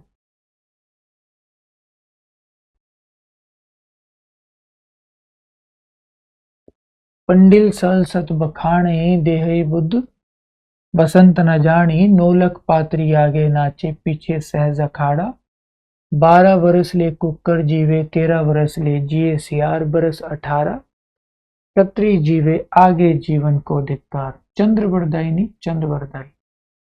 बज्जिए घोर निशान रान, चौहान चौहदिस। चौहान से ही याद रह सकता है, पृथ्वीराज चौहान से ही, कि चंद्र बरदाई की पंक्ति होगी, क्योंकि पृथ्वीराज चौहान उन्हीं की रचना है। 3 1 5 2।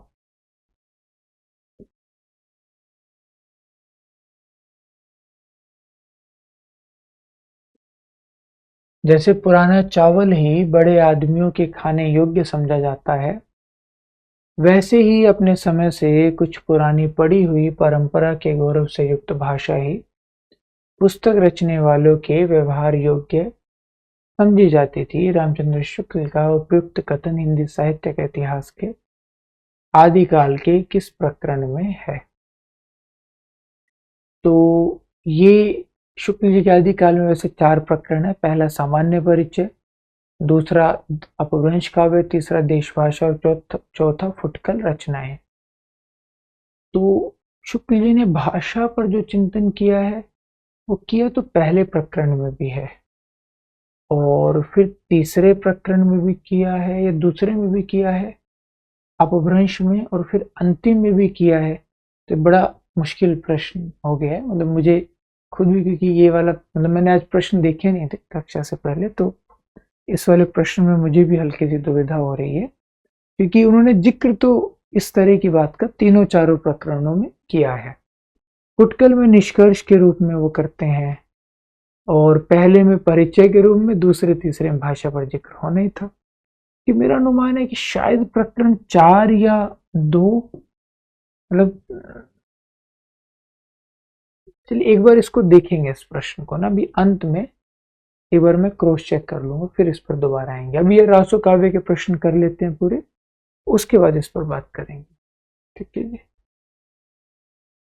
अपभ्रंश के जो नमूने हमें पद्यों में मिलते हैं वे उस काव्य भाषा के हैं जो अपने पुरानेपन के कारण बोलने की भाषा के से कुछ बहुत दिनों तक, आदिकाल के अंत क्या उसके पीछे तक पोथियों में चलती रही है। शुक्ल जी का कथन है।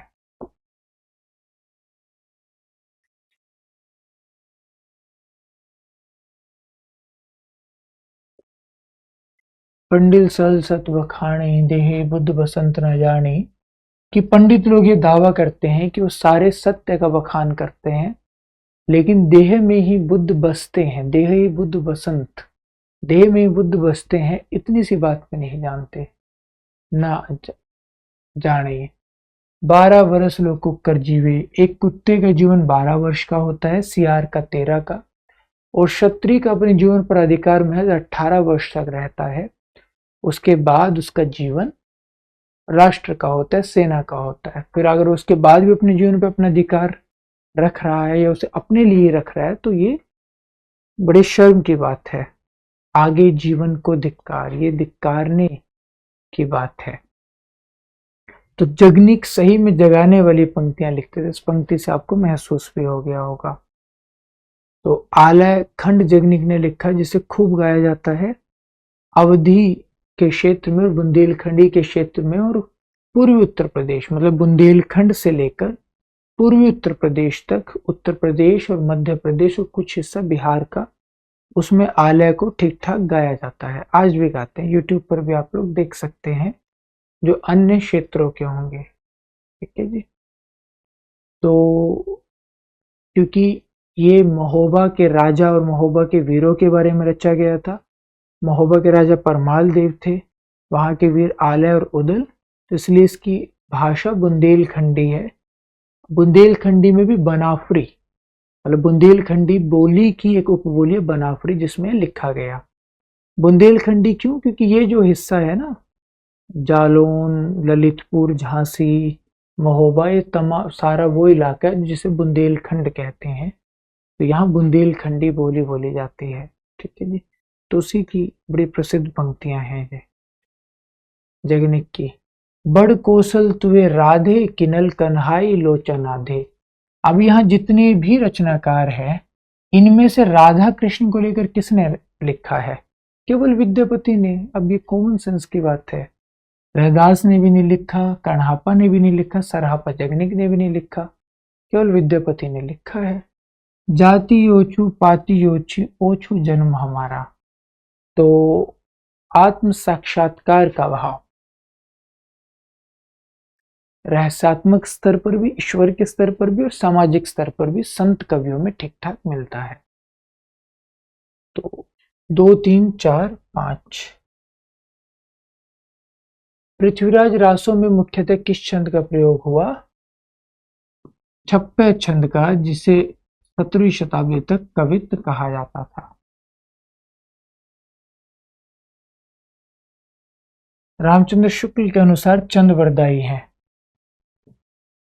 अब पृथ्वीराज रासों के विषय में शायद आप लोगों को अंदाजा होगा कि पृथ्वीराज रासों में कुल 69 सर्ग हैं, जिसे समय कहा गया है। उसमें जैसे सर्गों को भी कई सारे विद्वान अलग अलग नाम दे देते हैं, जैसे तुलसीदास ने कांड नाम दिया। तो रामचरितमानस में 7 कांड है, तो यानी 7 सर्ग है, तो हर एक का नाम कांड है। अयोध्या कांड, लंका कांड, उत्तर कांड, किष्किंधा कांड, ये सब, ठीक है जी, अलग अलग कांड है। अरण्य कांड। तो उसी तरह पृथ्वीराज रासों में समय नाम दिया गया है। हालांकि उसकी भी 4 प्रतियां मिलती है। सबसे छोटे में तो सर्ग विभाजन है ही नहीं, सबसे बड़े में समय कहा गया, मध्यम में प्रस्ताव कहा गया और लघु में खंड कहा गया, ठीक है जी। और सबसे बड़े वाले में 69 सर्ग है और 68 प्रकार के छंदों का प्रयोग है, जिसमें सबसे ज्यादा प्रसिद्ध है छप्पे और दोहा। पहले पे छप्पे, दूसरे पे दोहा। उसके बाद तोमर, त्रोटक, आर्या, ये 3 छंद, और फिर बाकी और भी बहुत सारे छंद है, गाहा वगैरह सब। तो शुक्ल जी के अनुसार चंद्रवरदाई है केवल कवित्त के रचयिता। अब जिसने 68 प्रकार के छंदों का प्रयोग किया हो वो केवल कवित्त रचेगा, तो पहला कथन गलत है। हिंदी के प्रथम महाकवि ये बात शुक्ल जी ने मानी। कहा भी कि वे हिंदी के प्रथम महाकवि माने जाते हैं और उनका पृथ्वीराज रासो या उनका काव्य हिंदी का पहला महाकाव्य है।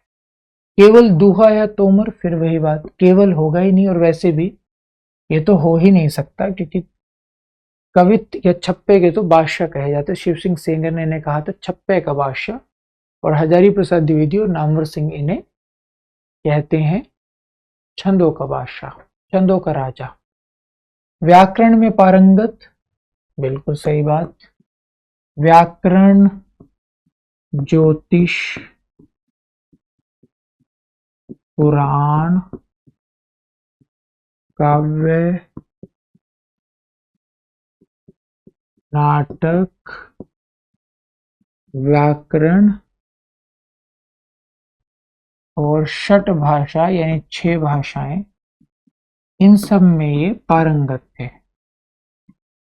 और छंद शास्त्र, छंद शास्त्र में पारंगत थे, दिखा भी 68 प्रकार के छंदों का प्रयोग ऐसे ही थोड़ी ना होता है। तो उत्तर क्या है, 2 और 4। देवगिरी को जीतकर दिल्ली आने के बाद चामुंड राय दाहिम ने पृथ्वीराज को किस बात के लिए प्रेरित किया? रेवा तट पर मृग्या यानी रेवा तट पर शिकार खेलने के लिए। ये पृथ्वीराज रासो का जो टेक्स्ट आप लोगों के पाठ्यक्रम में लगा हुआ है ना, ये उसका प्रश्न है। जब वो जीत जाते हैं चामुंड राय तो वापस लौटते हैं, देवगिरी जीत जाते हैं, उसके बाद वापस आते हैं। तो फिर पृथ्वीराज से कहते हैं कि मैंने बीच में रेवा नदी देखी है, और रेवा नदी इतनी संसाधन संपन्न नदी है, मतलब जीव जंतुओं की दृष्टि से, तो उसके तट पर आपको शिकार खेलना चाहिए, आपको आखेट करना चाहिए, मृग्या करना चाहिए। तो उसके लिए उन्हें प्रेरित किया। तो फिर वहां पहुंचते तो पता चलता शाहबुद्दीन गोरी ने आक्रमण कर दिया है। तो फिर वहां से लौटते आक्रमण के लिए, फिर युद्ध होता है। रेवा तट में वही कथा है, ठीक है जी। रेवा तट समय में वर्णित गजनी नरेश की मुक्ति से संबंधित कौन सी बातें सही है? गजनी नरेश के अमीरों ने दंड स्वरूप, अगर आपको रेवा तट पढ़ना हो तो विपिन बिहारी त्रिवेदी नाम के एक विद्वान हुए हैं, जिन्होंने रेवा तट पर एक पुस्तक लिखी है। इसमें रेवा तट में जितने भी 150 छंद है, 150 के 150 कौन से छंद हैं, पृथ्वीराज रासो की भाषा क्या है, चंद्रवरदाई के बारे में बहुत विस्तार से लिखा। उन 150 छंदों का सार भी दिया है, और वो पुस्तक इंटरनेट पर एक वेबसाइट है archive.org, उस पर भी ये पुस्तक है। यहाँ से आप, मतलब गूगल पे आप डाल दीजिएगा रेवा तट archive.org, आ जाएगी वो पुस्तक, ठीक है जी। उसको आप डाउनलोड भी कर सकते हैं, फोन में पढ़ सकते हैं, वैसे भी देख सकते हैं। तो उसमें से ये प्रश्न पूछे जा रहे हैं ना, उन्होंने सार में सारी बातें लिखी, उन्होंने एज इट इज हूबहू उठा के प्रश्न पूछ लिए। गजनी नरेश के अमीरों ने दंड स्वरूप हाथी, घोड़े और मणि माणिक्य देकर गौरी को बंदी गृह से मुक्त करवाया, बिल्कुल सही बात है। बहुत उसमें तो बाकायदे भी वर्णन है, कितने हाथी, कितने घोड़े, किस किस नस्ल के, सब कुछ। खिजर खां और दूसरे सुल्तानों के दबाव में आकर, दबाव में नहीं किया था, और ये कॉमन सेंस है। कि मतलब कोई रासोकार ये चीज स्वीकार कर लेगा कि उसका आश्रयदाता दबाव में आकर अपने दुश्मन को छोड़ रहा है? कोई भी इस बात को कैसे स्वीकार करेगा? रासोकार थोड़ी ना इस तरह की चीजों को स्वीकार करते हैं। सुलह और शांति स्थापित करके पृथ्वीराज ने गजनी नरेश को ससम्मान उसके घर भेजा। तो प्रेम से थोड़ी ना भेजेंगे, शत्रु है, मारने के लिए आया था, उसको हराया है। पृथ्वीराज ने गजनी नरेश को पुनः युद्ध न करने की चेतावनी देकर भगा दिया। तो मतलब ये, हालांकि यहाँ थोड़ी सी दुविधा तो हुई। नहीं, सुलह ठीक है, भगाया नहीं था, जब सब कुछ ले लिया था तो ये कहा था कि भाई सुलह और शांति स्थापित की थी और चेतावनी भी दी थी, इन्होंने दोनों को मिला दिया, लेकिन भगा दिया नहीं था। उन्होंने भेंट वगैरह ले ली तो उसे छोड़ा था, लेकिन शांति स्थापित करके तुम दोबारा आक्रमण नहीं करोगे। और उसने वचन लिया था कि मैं मतलब वचन देता हूं कि मैं दोबारा कभी भी आक्रमण नहीं करूंगा। सी सही है, ठीक है जी। तो ए और सी इसके सही हैं, बी विकल्प सही है। रेवटट समय के तथा पृथ्वीराज रासो के वे सारे छंद जिन्हें चंद्रवरदाई ने कवित संज्ञा दी है, वे छंद ग्रंथों में दिए हुए कवित के लक्षणों से नहीं मिलते। कवित संज्ञक वे छंद है छप्पय। ये पंक्ति भी हूबहू विपिन बिहारी त्रिवेदी की है। सीधे उठा के रख दी और प्रश्न बना दिया, ठीक है जी। रामचंद्र शुक्ल ने आदिकाल के अपभ्रंश काव्य शीर्षक प्रकरण में निम्न कवियों का उल्लेख किया है। तो शुक्ल जी ने दो प्रकरण बनाए, यानी दो शाखाएं बनाई आदिकाल के अंतर्गत, अपभ्रंश काव्य और देशभाषा काव्य। अपभ्रंश काव्य के अंतर्गत उन्होंने कुल आदिकाल में 12 शुद्ध साहित्यिक ग्रंथ माने थे। उन 12 में से 4 को अपभ्रंश में रखा, 8 को उन्होंने देशभाषा में रखा था, ठीक है जी। ये 12 साहित्यिक ग्रंथ कौन कौन से थे? विजयपाल रासो, हमीर रासो, कीर्तिलता और कीर्ति पताका, विजय कीर्ति के हम। विजयपाल रासो, कीर्तिलता, कीर्ति पताका और हमीर रासो, विजय कीर्ति के हम, इन चारों को अपभ्रंश काव्य के अंतर्गत रखा था। और बाकी 8 को, बाकी 8 में कौन कौन से? खुमाण रासो, बिसलदेव रासो, पृथ्वीराज रासो, जयचंद प्रकाश, जयमयंक जस चंद्रिका और परमाल रासो, ये 6 हो गए। और इनके अलावा 2 और अमीर खुसरो की रचनाएं और विद्यापति की पदावली, इन 12 को माना था। तो कहा कि देशभाषा में ये 6 आती हैं, मतलब ये 8 आते हैं, अपभ्रंश में वो ये 6, अपभ्रंश में वो 4, और इन दोनों को फुटकल रचनाओं में रखा था चौथे प्रकरण में। क्यों? क्योंकि प्रकरण 3 में उन्होंने विद्यापति और अमीर खुसरो को इसलिए नहीं रखा, विद्यापति की पदावली और अमीर खुसरो की रचनाओं को, क्योंकि वो प्रकरण 3 को वीर गाथा काल नाम देते हैं। कि देखो, इस पूरे दौर में शुद्ध साहित्यिक रचनाएं महज 12 हैं। इन 12 में से विद्यापति की पदावली और अमीर खुसरो की रचनाओं को हटा दें और बिसल देव रासो को हटा दें, तो बाकी सभी ग्रंथ वीर गाथात्मक प्रवृत्ति के हैं। इसलिए इस दौर को वीर गाथा काल कहा जा सकता है। क्योंकि वे इस बात की परिधि में नहीं आ रही थी, इसलिए उन दोनों रचनाओं को फुटकल रचनाओं में रखते हैं, ठीक है जी। तो प्रकरण 1 सामान्य परिचय शुक्ल जी का तरीका है, इस पर हमने पहले बात भी की थी। तो प्रकरण 1 सामान्य परिचय, प्रकरण 2 अपभ्रंश काव्य, प्रकरण 3 देशभाषा और प्रकरण 4 फुटकल रचनाएं। तो इन्होंने अपभ्रंश काव्य यानी प्रकरण 2 की बात की है। तो विजय कीर्ति के हम, विद्यापति दिए नहीं इन्होंने, ठीक है। मधुकर कवि तो होंगे नहीं, क्योंकि मधुकर कवि का ग्रंथ है जयमयंक जस चंद्रिका, तो वो देशभाषा में है।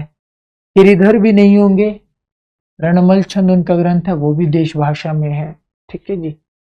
जो धार्मिक साहित्य है, उस धार्मिक साहित्य का विवेचन भी अपभ्रंश काव्य के अंतर्गत इन्होंने किया है शुक्ल जी ने।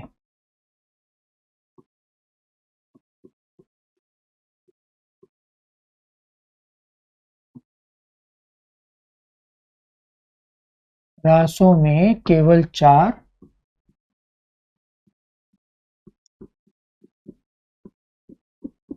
विजय कीर्ति के हम, विजयपाल रासो, कीर्तिलता, कीर्ति पताक और हमीर रासो। तो 3, 4 और 5 इसका उत्तर है। देवसेन धार्मिक साहित्य जैन साहित्य में आते हैं। सोमप्रभ सूरीवीर विद्याधर का उल्लेख प्राकृत पेंगुलम के संदर्भ में किया है, और प्राकृत पेंगुलम का उल्लेख दूसरे प्रकरण में आता है भ्रंश काव्य में, क्योंकि वो भी तो एक जैन ग्रंथों में ही रखे जाने वाला ग्रंथ है ना, इसलिए उसके संदर्भ में इसका उल्लेख किया है। परिशोर तन दग मम अग जुवन सुरतान, अब इही मत विचारिये लरन मरन परवान। तो ये इतना मुझे याद आ रहा है, ये संभवतः चामुंड राय की पंक्ति है। बाकी देखिए, मतलब ठीक है, ये आप लोग मुझसे उम्मीद भी कर रहे होंगे इस कोर्स में कि जो भी प्रश्न है मैं वो बताऊं आप लोगों को, ठीक उम्मीद भी है, कोर्स का मतलब यही है। पर इस तरह के प्रश्नों में मेरे बताने लायक बहुत कुछ है भी नहीं, सीधे टेक्स्ट है वो आपको पढ़ना है, उसमें जहां पंक्ति मिल रही है वो इसका जवाब है। तो सीधे मतलब जो वन लाइनर प्रश्न होते हैं उसमें हमारे बताने लायक बहुत ज्यादा कुछ नहीं होता, जहां कुछ समझाने वालों वहां तो है भी ऐसा, या जिसके हम थोड़े विस्तार में जा सकते हैं। अब इसकी व्याख्या में भी क्या बताऊं कि उसमें कई सारे पात्र हैं, ठीक है जी। तो संभवतः चामुंड राय ने ये कहा था कि पृथ्वीराज चौहान ने तो नहीं कहा था।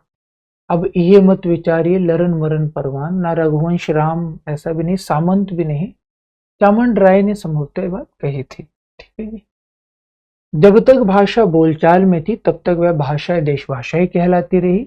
जब वह भी साहित्य की भाषा होगी तब उसके लिए अपभ्रंश शब्द का व्यवहार होने लगा। ये शुक्ल जी का कथन है। ये तमाम कथन मतलब हमारी पुस्तक में दिए हुए ही हैं, वहां से आप पढ़ते हैं तो वो फिर आपको ना समझ में आने लगता है कि किस विद्वान का कथन हो सकता है, ठीक है जी। और उन्होंने ही देशभाषा शब्द का प्रयोग बार बार अपने इतिहास में किया है। एक प्रकरण का नाम ही रखा है देशभाषा काव्य।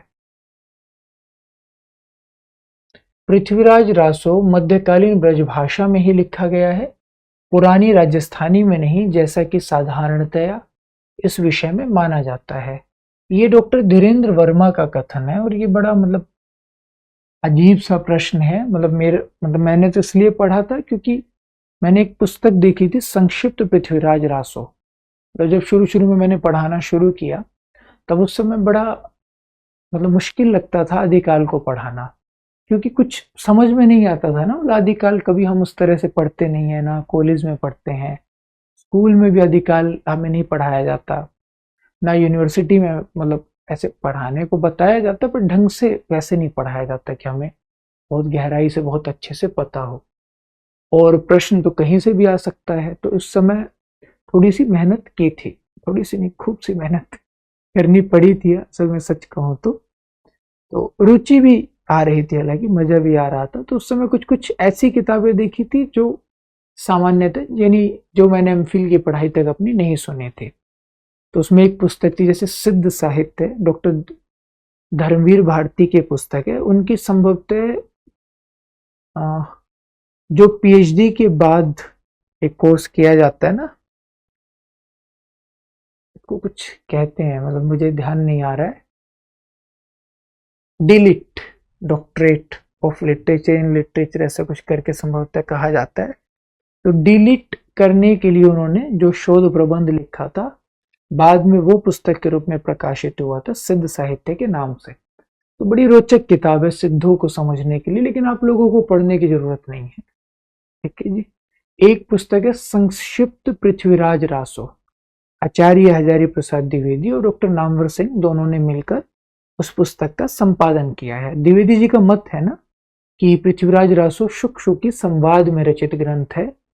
तो जो भी ऐसे हिस्से जो शुक शुक यानी तोता तोती के संवाद के रूप में रचे गए, जो आपस में बात कर रहे हैं, वो हिस्से तो प्रमाणिक है, बाकी हिस्से अप्रमाणिक हैं, यानी कि ये अर्ध प्रमाणिक ग्रंथ है। तो उन्होंने जिन हिस्सों को प्रमाणिक मानते थे उन्हें लेकर एक पुस्तक संकलित की।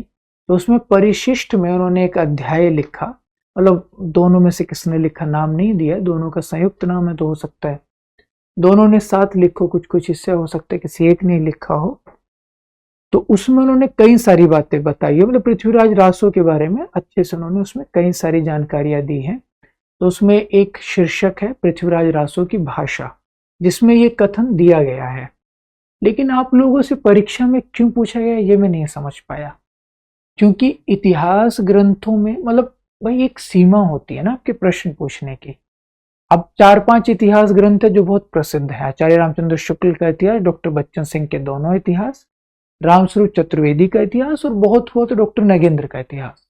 अब आप इन 5 ग्रंथों से कुछ पूछ रहे हैं, वो समझ में आता है कि अच्छा भाई इन 5 ग्रंथों से पूछा, ठीक बात है, पूछ सकते हैं, उनका भी अधिकार क्षेत्र है, प्रश्न पूछने ही है, नए नए प्रश्न भी पूछने, दोहराएंगे कब तक, ठीक बात है। बहुत हुआ आपने हजारी प्रसाद द्विवेदी के ग्रंथ हिंदी का आदिकाल या फिर हिंदी साहित्य का उद्भव और विकास से प्रश्न पूछ लिए, इन दोनों ग्रंथों से। 7 ग्रंथ बहुत है ना भाई आदिकाल से प्रश्न पूछने के लिए, जबकि 3 ग्रंथ आपने टेक्स्ट में भी लगाए हुए हैं। एक भोलानाथ तिवारी की पुस्तक अमीर खुसरो की रचनाएं, एक विपिन बिहारी त्रिवेदी की पुस्तक पृथ्वीराज रासो का रेवाटट, और तीसरा डॉक्टर नरेंद्र झा द्वारा संपादित, हालांकि वो पुस्तक कहीं नहीं मिलती, वो उस विद्यापति पदावली, वो एक दफा हमें एक जगह मिल गई थी तो हमने 25 जो आरंभिक पद पाठ्यक्रम में लगे हैं उनको स्कैन वगैरह कर लिया था, लेकिन वो पुस्तक मिलनी बहुत मुश्किल। तो आपने आदिकाल पर 3 पुस्तकें ये टेक्स्ट में लग गई, 5 पुस्तकें इतिहास ग्रंथी हैं, 8 हो गए, 2 और द्विवेदी जी के मान लिए 10 किताबें आपके पास है, इसमें सब प्रश्न पूछ सकते हैं, लेकिन आप उनसे इतर भी एक किताब से प्रश्न पूछ रहे हैं।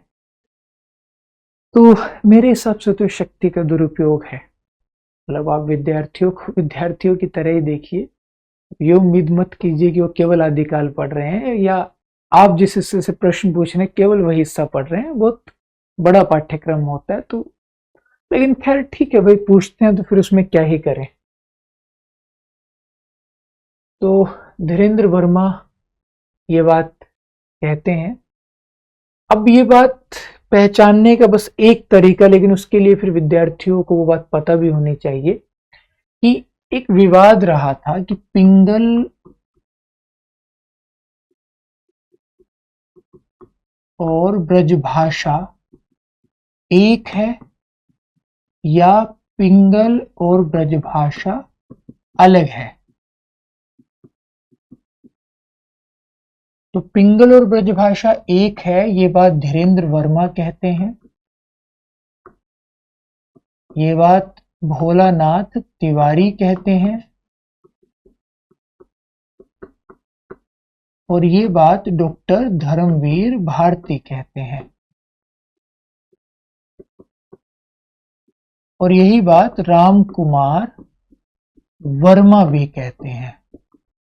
तो दोनों कवि और दोनों बड़े भाषाविद, 4 लोग इस बात को मानते हैं। जहां तक मसला पिंगल और ब्रजभाषा के अलग अलग होने का है, तो इसमें आचार्य शुक्ल जी कहते हैं कि ब्रजभाषा का आरंभिक रूप उभरता हुआ दिखता है, यानी वो ये नहीं कह रहे कि एक है, तो आरंभिक रूप इसमें दिख रहा है। कुछ उसी तरह का मत माता प्रसाद गुप्त का है, वो भी इसी तरह की बात कहते हैं वसंत विलास फागु के संदर्भ में, कि जिसमें पिंगल सरस ब्रजभाषा का रूप लेती हुई दिखती है, यानी एक भाषा दूसरी भाषा में बदल रही है। इससे ऐसे स्पष्ट होता है एक शैली दूसरी भाषा में बदल रही है। ठीक है जी। शिव प्रसाद सिंह का कभी इस संदर्भ में मैंने कोई मत पढ़ा नहीं, वो मेरी अल्पज्ञता भी हो सकती है, शायद उन्होंने कुछ लिखा हो, पर मेरे संज्ञान में तो ऐसा कुछ नहीं है। और तो अब इस आधार पर ना हम मतलब ये चिन्हित कर लेते हैं कि भाई ये बात देखिए, सीधा लिखा मध्यकालीन ब्रजभाषा, पिंगल शैली का नाम भी नहीं दिया, सीधा मध्यकालीन ब्रजभाषा। तो ऐसा मतलब इनमें से धीरेन्द्र वर्मा ही ऐसे विद्वान रहे जो इस तरह की भाषा का प्रयोग करते हैं, क्योंकि द्विवेदी जी बहुत स्पष्टता से इसकी भाषा को लेकर कुछ नहीं कह रहे हैं, वो बस ये कह रहे हैं कि अपभ्रंश का बहुत प्रभाव है, अपभ्रंश का बहुत प्रभाव है, और वो कह रहे हैं जिसे हम आदिकाल कहते हैं, हिंदी साहित्य का वह असल में अपभ्रंश का ही बढ़ाव है। आदिकाल की शुरुआत मतलब हिंदी साहित्य की शुरुआत तो हिंदी भाषा में साहित्य की शुरुआत तो भक्ति काल से होती है। आदिकाल अपभ्रंश का ही बढ़ाव है और उन्हीं के मत के आधार पर बच्चन सिंह आदिकाल को अपभ्रंश काल कहते हैं। ठीक है जी। तो केवल इनमें से धीरेन्द्र वर्मा ऐसे हैं जो इसकी भाषा को इस टोन में लिख सकते थे। लेकिन फिर प्रश्न वही है कि विद्यार्थी परीक्षा केंद्र में 180 मिनट में 150 प्रश्न करने होते हैं, दबाव भी होता है, कितना दिमाग लगाएगा। तो खैर, लेकिन इसमें मतलब मैं कुछ नहीं कर सकता, मेरी हैसियत नहीं कि मैं इसमें कुछ कर सकूं। मैं केवल आप लोगों को बता सकता हूं और आप लोगों के दुख में थोड़ा सा शरीक हो सकता हूं कि भाई ये गलत है, ऐसा नहीं होना चाहिए। लेकिन फिर हम अपने विद्यार्थियों को अक्सर कहते हैं कि 100 में से 10 प्रश्न तो अपठित गद्यांश के हैं, वो तो आप लोगों के लिए ही है कि आप सही कर लें। बाकी 90 में से 10 प्रश्न ऐसे आएंगे ही आएंगे जो या तो इतने मुश्किल होंगे कि आप नहीं कर पाएंगे, या ऐसे होंगे कि जो मतलब नहीं पूछे जाने चाहिए, बेसिर पैर के भी होते हैं, बेहद तथ्यात्मक भी पूछ लेते हैं। तो उनको लेकर तनाव नहीं लेना है। मान के चलने के बाद 90 प्रश्न है हमारे पास, 10 अपठित गद्यांश और 80 वैसे, इनमें से हम कितने अधिकतम ठीक कर ले, ये हमारी परीक्षा है। बाकी 10 तो हमें मान कर चलना दिमाग में कि वो ऐसे ही होंगे। ठीक है जी। रासो असंभु नवरस सरस छंद छंदु चंदु किए अमीसम श्रृंगार वीर करुणा विभच भय अद्भुत है संतसम। तो हालांकि ये प्रश्न ठीक नहीं है। चंदबरदाई ने किस संदर्भ में लिखी, ऐसा नहीं। चंदबरदाई ने तो अपने ग्रंथ में पंक्तियां लिखी। रामस्वरूप चतुर्वेदी ने चंदबरदाई की इन पंक्तियों को रासो शब्द की व्युत्पत्ति की व्याख्या के संदर्भ में प्रयोग किया है। ठीक है जी। तो शायद ये भाव रहा होगा इनका पूछने का। रासो शब्द की उत्पत्ति कैसे हुई, इसको लेकर विद्वान एक मत नहीं है। कुल लगभग 10 मत हैं अलग अलग जो इस संदर्भ में कि रासो शब्द की उत्पत्ति कैसे हुई। 8 मत है, 8-10 मत हैं। सबसे पहले गारसा दत्तासी जो कहते हैं कि राजसूय यज्ञ से हुई। महामहोपाध्याय पंडित हरप्रसाद शास्त्री जो कहते हैं राजयश से हुई। फिर रामचंद्र शुक्ल जो कहते हैं रसायन शब्द से हुई। आचार्य हजारी प्रसाद द्विवेदी जो कहते हैं रासक शब्द से हुई। रासक से रासो, रास और रासक तीनों बनते हैं। रास जैन काव्य परंपरा वाला, रासक संदेश रासक, और रासो वीर गाथाकालीन जो काव्य रचा गया उसके लिए मुख्यतः प्रयोग किया गया, या चारण काव्य के लिए। ठीक है जी। इनके अलावा रासौ या रस से, ये रामस्वरूप चतुर्वेदी का मत है। और बच्चन सिंह, गणपति चंद्र गुप्त, माता प्रसाद गुप्त और नंद दुलारे वाजपेयी द्विवेदी जी के मत से सहमत है कि रासक शब्द से ही हुई। इनके अलावा मतलब बच्चन सिंह एक बात जरूर कहते हैं कि लोक में जो रास था उसी से रासक बना संस्कृत काव्य का, और उसी से ये रासो बना। ठीक है जी। तो वो द्विवेदी जी के मत को थोड़ा और पीछे ले जाते हैं। एक काशी प्रसाद जायसवाल जो कहते हैं रहस्य से हुई। एक नरोत्तम स्वामी जो कहते हैं रसिक से हुई। तो ये कुछ मत हैं इस संदर्भ में। ये 7-8 मत जितने भी हुए, तो उसी में उन्होंने इसका प्रयोग किया है कि जब वो रासो शब्द कह रहे थे तो रस से इसका संबंध जुड़ता है। रामस्वरूप चतुर्वेदी ऐसा कहते हैं।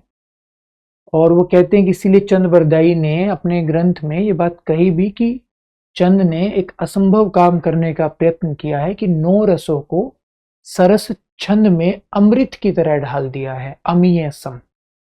ठीक है जी। और फिर उन्होंने बकायदा 7 रसों का नाम भी दिया। 9 रस कौन कौन से होते हैं? वीर, अद्भुत, श्रृंगार, हास्य, विभत्स, भयानक, रौद्र, करुण और शांत रस। तो इन 9 में से 7 का बकायदा नाम भी दिया नीचे वाली पंक्ति में। आदिकाल में लिखी गई रचना आलय की मूल भाषा कौन सी? बुंदेलखंडी। ठीक है जी। महोबा से संबंध रहा था। जितने भी राजा हैं ना उनका कहां कहां से संबंध है, बात थोड़ा ध्यान रखिएगा। सबसे पहले खुमाण रासो, खुमाण का संबंध चित्तौड़ से रहा। फिर विजयपाल रासो, इनका संबंध विजयगढ़ से रहा। फिर बिसलदेव रासो, इनका संबंध अजमेर से रहा। फिर पृथ्वीराज रासो अजमेर और दिल्ली। फिर जयचंद्र प्रकाश, जयमेन, जसचंद्रिका या विद्याधर, तीनों का संबंध कन्नौज का जो पूरा क्षेत्र है वो कानपुर वाला और उसके आसपास का जो पूरा क्षेत्र है कन्नौज जिसको कहते हैं। और फिर आगे आते हैं परमाल रासो महोबा। और फिर उसके बाद है परमाल रासो के बाद आपका हमीर देव थे रणथंबोर। रणथंबोर राजस्थान में है।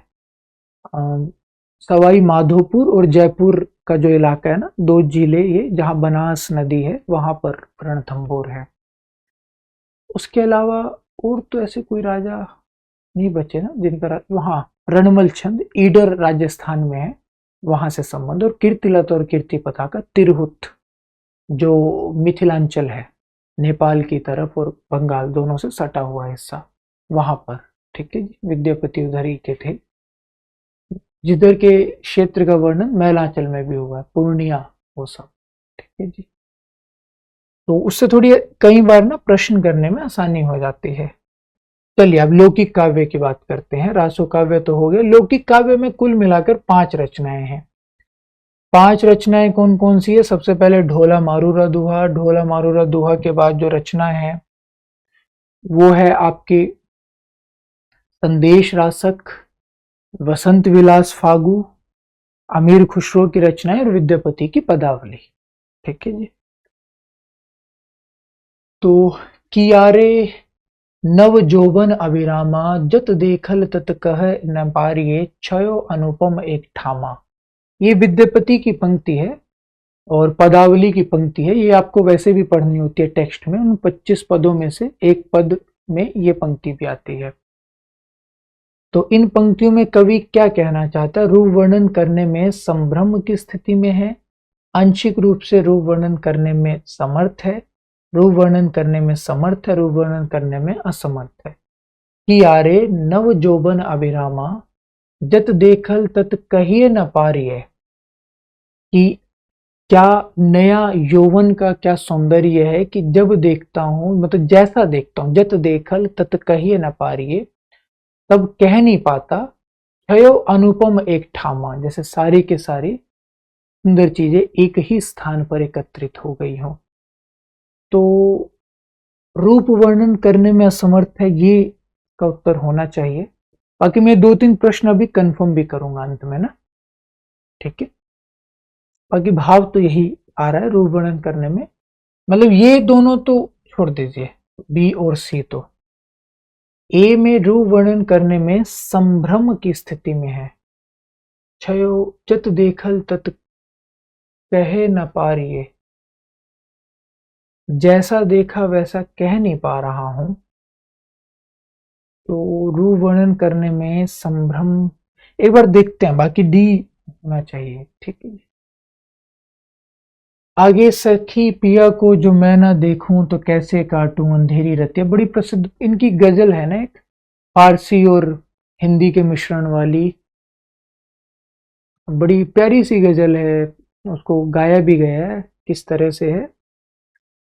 नज्म किताब हिजरा नादारम एजा, ना लाहे ना काहे लेहूं लगाए हतिया, पिया को जो मैं ना देखूं तो कैसे काटूं अंधेरी रतिया। इसकी शुरुआती पंक्ति मुझे याद नहीं आ रही है, बीच वाली तो आ गई। शुरुआती पंक्ति किस तरह से है? ताजदारे, नहीं, ताजदारे से बार बार, मतलब बड़ी प्रसिद्ध है, आपकी पुस्तक में भी है वो। इन्होंने दोनों का मिश्रण करके लिखा, तो उसकी बड़ी प्रसिद्ध पंक्ति और इस पे बड़ा एक शानदार गाना भी है। अगर आप लोग सुनना चाहें, रेखा भारद्वाज का, तो वोडका डायरीज करके एक फिल्म आई थी, उसका गाना है, रेखा भारद्वाज ने गाया, बड़ा शानदार गाया। उसमें मुख्य बोल ये है, फिर आगे उन्होंने अपने, मतलब जो भी लिरिसिस्ट होंगे उसके गीतकार होंगे, उन्होंने अपने मतलब बोल लिखे हैं आगे। जेहाल मिस्की मगुन तगाफुल दुराए नैना बनाए बतिया, किताब हिजरा नादारम एजा ना लाहे केहूं लगाए छतिया। और फिर एक पूरी लाइन फारसी की आती है। फिर पिया को जो मैं ना देखूं तो कैसे काटूं अंधेरी रतिया। ठीक है जी। इश्क भरा है देख ले और जगत से दूर, एक अचंबा हमने देखा देहरी का नासूर। एक पुस्तक है भोलानाथ तिवारी की जिसमें इनकी पहेली और मुकरिया दी हुई है, उसी में से आप लोगों से प्रश्न पूछते हैं। संभवतः किताब घर प्रकाशन से आई हो, मतलब वो आप लोग गूगल कर लीजिए किस प्रकाशन से आई है। तो इश्क भरा है देख ले और जगत से दूर, एक अचंबा हमने देखा देहरी का नासूर। तो इस पहेली से क्या अभिप्राय है? सन्यासी, खंडहर, कुआं, प्रेमी का हृदय। सन्यासी है क्या? इश्क भरा है देख ले, क्योंकि अमीर खुसरो तसव्वुफ में विश्वास रखते थे ना, सूफी दर्शन में। तो एक अचंबा हमने देखा, लेकिन कुआं भी हो सकता है, प्रेमी का हृदय भी। ये भी एक बार अभी क्रॉस चेक करके आपको बताऊंगा। ठीक है। शुक्ल जी के अनुसार अमीर खुसरो के बारे में कौन सी बातें सही हैं? वे फारसी के बहुत अच्छे ग्रंथकार और अपने समय के नामी कवि थे, बिल्कुल ठीक बात है। बड़े ही विनोदी, मिलनसार और सहृदय थे, ये बात बिल्कुल गलत है। देखो कॉमन सेंस है, इनमें उक्ति वैचित्र्य का नितांत अभाव है था। अगर उक्ति वैचित्र्य यानी उक्ति यानी बात, वैचित्र्य यानी विचित्र विचित्र ढंग से कहने की योग्यता। अगर बात को अलग अलग ढंग से कहने की योग्यता नहीं होगी तो फिर विशिष्टता क्या है? पहेलियां मुकरियां तो है ही यही कि आप जो बात हम जानते हैं उसको इस तरह से कहते हैं कि उस पर ध्यान नहीं जाता, वो इतनी अलग लगती है। तो ये बात एकदम गलत है, इनमें इसकी प्रधानता थी, ये बात शुक्ल जी ने कही थी। इनकी पहेली और मुकरियां प्रसिद्ध है, बात एकदम ठीक है। तो ए इसका उत्तर है, 1, 2 और 4। गोरी सोवे सेज पर मुख पर डारे खेस, चल खुशरो घर आपने रैन भई 24। बहुत प्रसिद्ध दोहा है, अपने गुरु निजामुद्दीन औलिया की मृत्यु पर अमीर खुसरो ने इस दोहे को लिखा था कि अब वो तो चले गए हैं, वो तो सेज पर सो रहे हैं मुख पर केश डालकर आराम से, तो अब हमें ऐसा लग रहा है कि चारों तरफ दुनिया में अंधकार भरा हुआ है, इस दुनिया में रहने का कोई मतलब नहीं, चलो खुशरो हम भी अपने घर चलते हैं। आध्यात्मिक रंग के चश्मे आजकल बहुत सस्ते हो गए हैं, शुक्ल जी ने टिप्पणी विद्यापति के संदर्भ में की थी। असल में विवाद है कि विद्यापति की पदावली श्रृंगारिक रचना है या भक्ति भाव की रचना है। तो शुक्ल जी कहते हैं श्रृंगारिक है, और ये व्यंग करते हैं, तंज कसते हैं उन लोगों पर जो ये दावा करते हैं कि नहीं ये आध्यात्मिक है। अमीर खुसरो के विषय में क्या क्या कहा? कबीर की अपेक्षा खुसरो का ध्यान बोलचाल की भाषा की ओर अधिक था। इसका तर्क भी देते हैं शुक्ल जी। तर्क क्या देते हैं कि क्योंकि उन्होंने भाषा सीखी थी अमीर खुसरो ने यहाँ की। हालांकि ये तर्क बहुत समझ में तो नहीं आता, क्योंकि पटियाली गांव है कासगंज जिले में उत्तर प्रदेश में, वहां खुसरो का जन्म हुआ था। खुसरो कोई विदेश से नहीं आए थे, भारत में ही थे, वो भारत में ही जन्मे थे। तो जब आप यहीं जन्मे, यहीं की बोली आप, यहीं की बोली में आप पल रहे हैं, बढ़ रहे हैं, तो आपको यहाँ की भाषा बोली सीखनी थोड़ी ना पड़ेगी। खुसरो का लक्ष्य जनता का मनोरंजन था, बिल्कुल ठीक बात है। खुसरो के समय में बोलचाल की स्वाभाविक भाषा घिस कर बहुत कुछ उसी रूप में आ गई थी जिस रूप में खुसरो में मिलती है। खुसरो धर्मोपदेशक थे नहीं, कबीर धर्मोपदेशक थे, इसलिए उनकी बानी पोथियों का सहारा लिए हुए है। 1, 2 और 3 इसका सही विकल्प है। ठीक है जी। अमीर खुसरो के बारे में सही तथ्य, उनका जन्म पटियाला में नहीं पटियाली गांव में हुआ था। निजामुद्दीन औलिया के शिष्य थे। ईरान और भारत के फारसी में लिखने वाले चोटी के कवियों में एक थे। उन्होंने कहा था मैं हिंदुस्तान की तूती हूं, मुझसे कुछ पूछना हो तो फारसी में नहीं हिंदवी में पूछो। तो 2 और 3 सही है, सी। गोरी सुंदर पातली केसर काले रंग, 11 देवर छोड़ के जली जली चली जेठ के संग। ये अरहर की दाल के संदर्भ में है, क्योंकि मतलब 12 महीनों में से जेठ के महीने में ये होती है ना, तो 11 देवर छोड़ के नहीं, बाकी 11 महीने छोड़कर जेठ के संग यानी जेठ के महीने में हो रही है। और गोरी होती है, सुंदर होती है, गोरी यानी का रंग थोड़ा पीला पीला सा होता है ना अरहर की दाल का, और केसर काले रंग, तो संभवतः उस पर छिलका होता होगा काले रंग का, मतलब मुझे नहीं पता दालों के बारे में ज्यादा, यही मतलब अरहर ही होगा इसका उत्तर ना। लेकिन उड़द भीतर से भी फिर काली ही होती है ना, उड़द तो उड़द तो नहीं होगा। विद्यापति की पदावली में वर्णित विषय क्या क्या है? विद्यापति की पदावली में देखिए मुख्यतः राधा और कृष्ण के प्रेम का वर्णन है, और उसमें नायिका के सौंदर्य का वर्णन भी है, जो कि सामान्यतः कवि श्रृंगार का वर्णन करते ही रहे हैं। तो वय संधि इत्यादि तो है। वय संधि यानी जब किशोरावस्था से युवावस्था में आ रहे होते हैं, तो उस समय इंसान का यौवन अपने चरम पर होता है, जब वो युवा हो रहा होता है। लेकिन उसमें कुछ छंद ऐसे भी हैं जो अब इन्होंने विद्यापति ने अपने आश्रयदाता राजा शिव सिंह और उनकी पत्नी रानी के लिए लिखे हैं। ठीक है जी। तो इसमें वय संधि है, बिल्कुल ठीक है। इसमें राजनीतिक द्वंद्व, पुरुष परीक्षा या अनमेल विवाह में अनमेल विवाह का वर्णन भी मिलता है कुछ एक छंदों में। ठीक है जी। जैसे शिव के विवाह का वर्णन भी, ऐसे कई सारी चीजों का वर्णन है। ये मतलब मूलतः इसका संबंध टेक्स्ट वाले भाग से है। ठीक है जी। केवल पुरुष परीक्षा इनके अलग ग्रंथ का नाम है विद्यापति के, और राजनीतिक द्वंद्व ये इसमें नहीं, कीर्तिलता कीर्ति पताका में मुख्यतः मिलता है। पौन चलत वह देह बढ़ावे, जल पीवत वह जीव गवावे, है वह प्यारी सुंदर नार, नार नहीं पर है वह नारी। तो आग होती है ना, हवा चलने से और बढ़ती है, पानी से बुझ जाती है।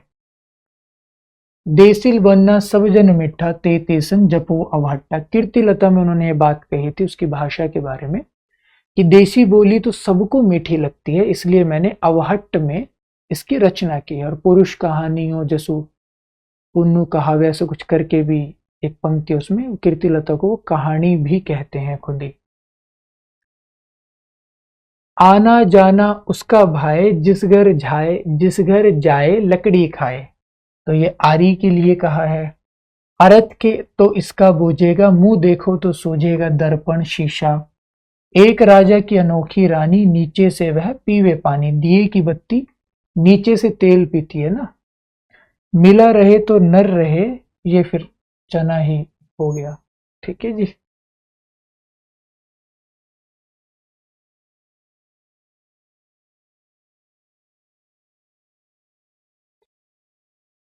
लीजिए अब आपके क्रम से संबंधित 3 प्रश्न हैं। सरहापा, पुष्यदंत, आद्यमान और हेमचंद्र। तो सरहपा 769 ईस्वी इनका समय था। पुष्पदंत का मानते हैं 10वीं शताब्दी। आद्यमान 11वीं से 13वीं के बीच में अलग अलग मतभेद हैं। हेमचंद्र का मानते हैं 12वीं शताब्दी। 1088 ईस्वी में हालांकि जन्म हो गया, तो ये रचना काल 12वीं है। सबसे पहले सरहपा होने चाहिए, फिर पुष्पदंत होने चाहिए। तो यानी इन्होंने यही इसका सही विकल्प माना है। तो आद्यमान का समय 11वीं 12वीं माना है। ठीक है जी।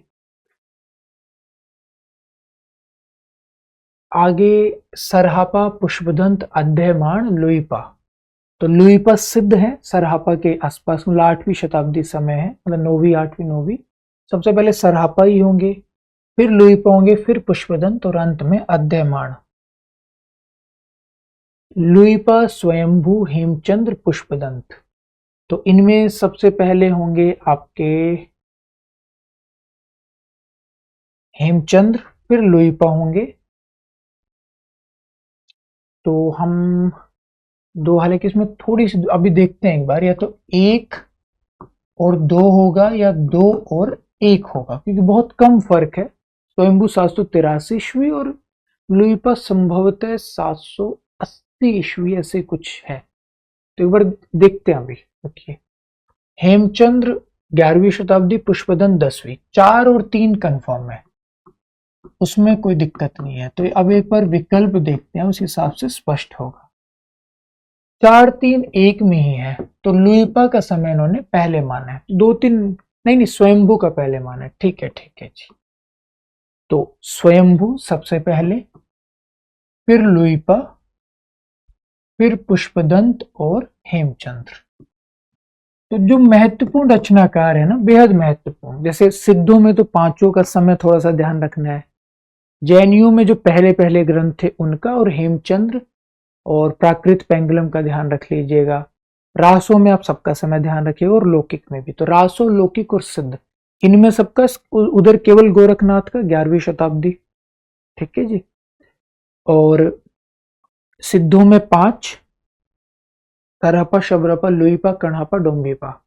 गोरखनाथ 6, हेमचंद्र और जैनाचार्य मेरुतुंग, प्रबंध चिंतामणि और पहले पहले पहला रास ग्रंथ ऐसे इनका, और स्वयंभू पुष्यदंत, और फिर आ जाइए आगे रासों में सबका, बहुत मुश्किल भी नहीं, मैंने बताया भी, और लौकिक में 5 का, और गद्य साहित्य की 4 रचनाओं को, उनसे संबंधित कोई प्रश्न ही नहीं पूछा गद्य साहित्य से। ठीक है जी।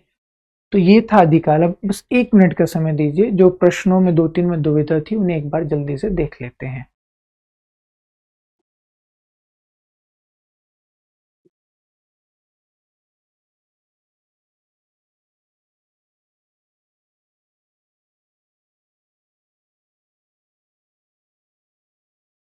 एक तो शुक्ल जी का वो मत,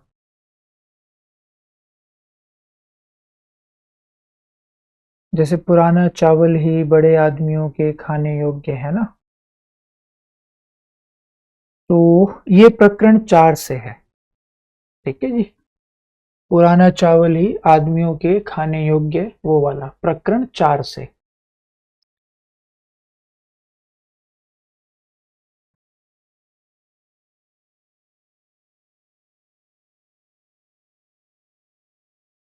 हमने भी संभवतः प्रकरण 4 की ही बात की थी, मुझे मतलब याद नहीं है। एक ये इश्क भरा है देख ली, ये तो आप देख लीजिएगा। ठीक है जी। तो कोई ऐसा वो नहीं, कॉन्सेप्ट भी नहीं है, पहेली का मसला है। और वो अरहर वाला भी एक बार, मतलब जो इनकी पहेलियों के मतलब है दोनों, इश्क भरा और अरहर, वो देख लीजिएगा। हाँ देखो, हमने भी प्रकरण 4 को ही रेखांकित किया था, देखिए। तो प्रकरण 4 से ही है ये। ठीक है जी। तो यही प्रश्न मुख्य था जिसमें दुविधा थी। तो चलिए, आदिकाल में हमें इतनी ही बात करनी थी। आगे आप लोग जब पढ़ेंगे तो आप लोगों को असीम सर पढ़ाएंगे भक्तिकाल रीतिकाल, फिर काव्य शास्त्र हम लोग एक साथ पढ़ेंगे, गद्य रम पढ़ेंगे। चलिए फिर मिलते हैं, बहुत बहुत शुक्रिया, धन्यवाद।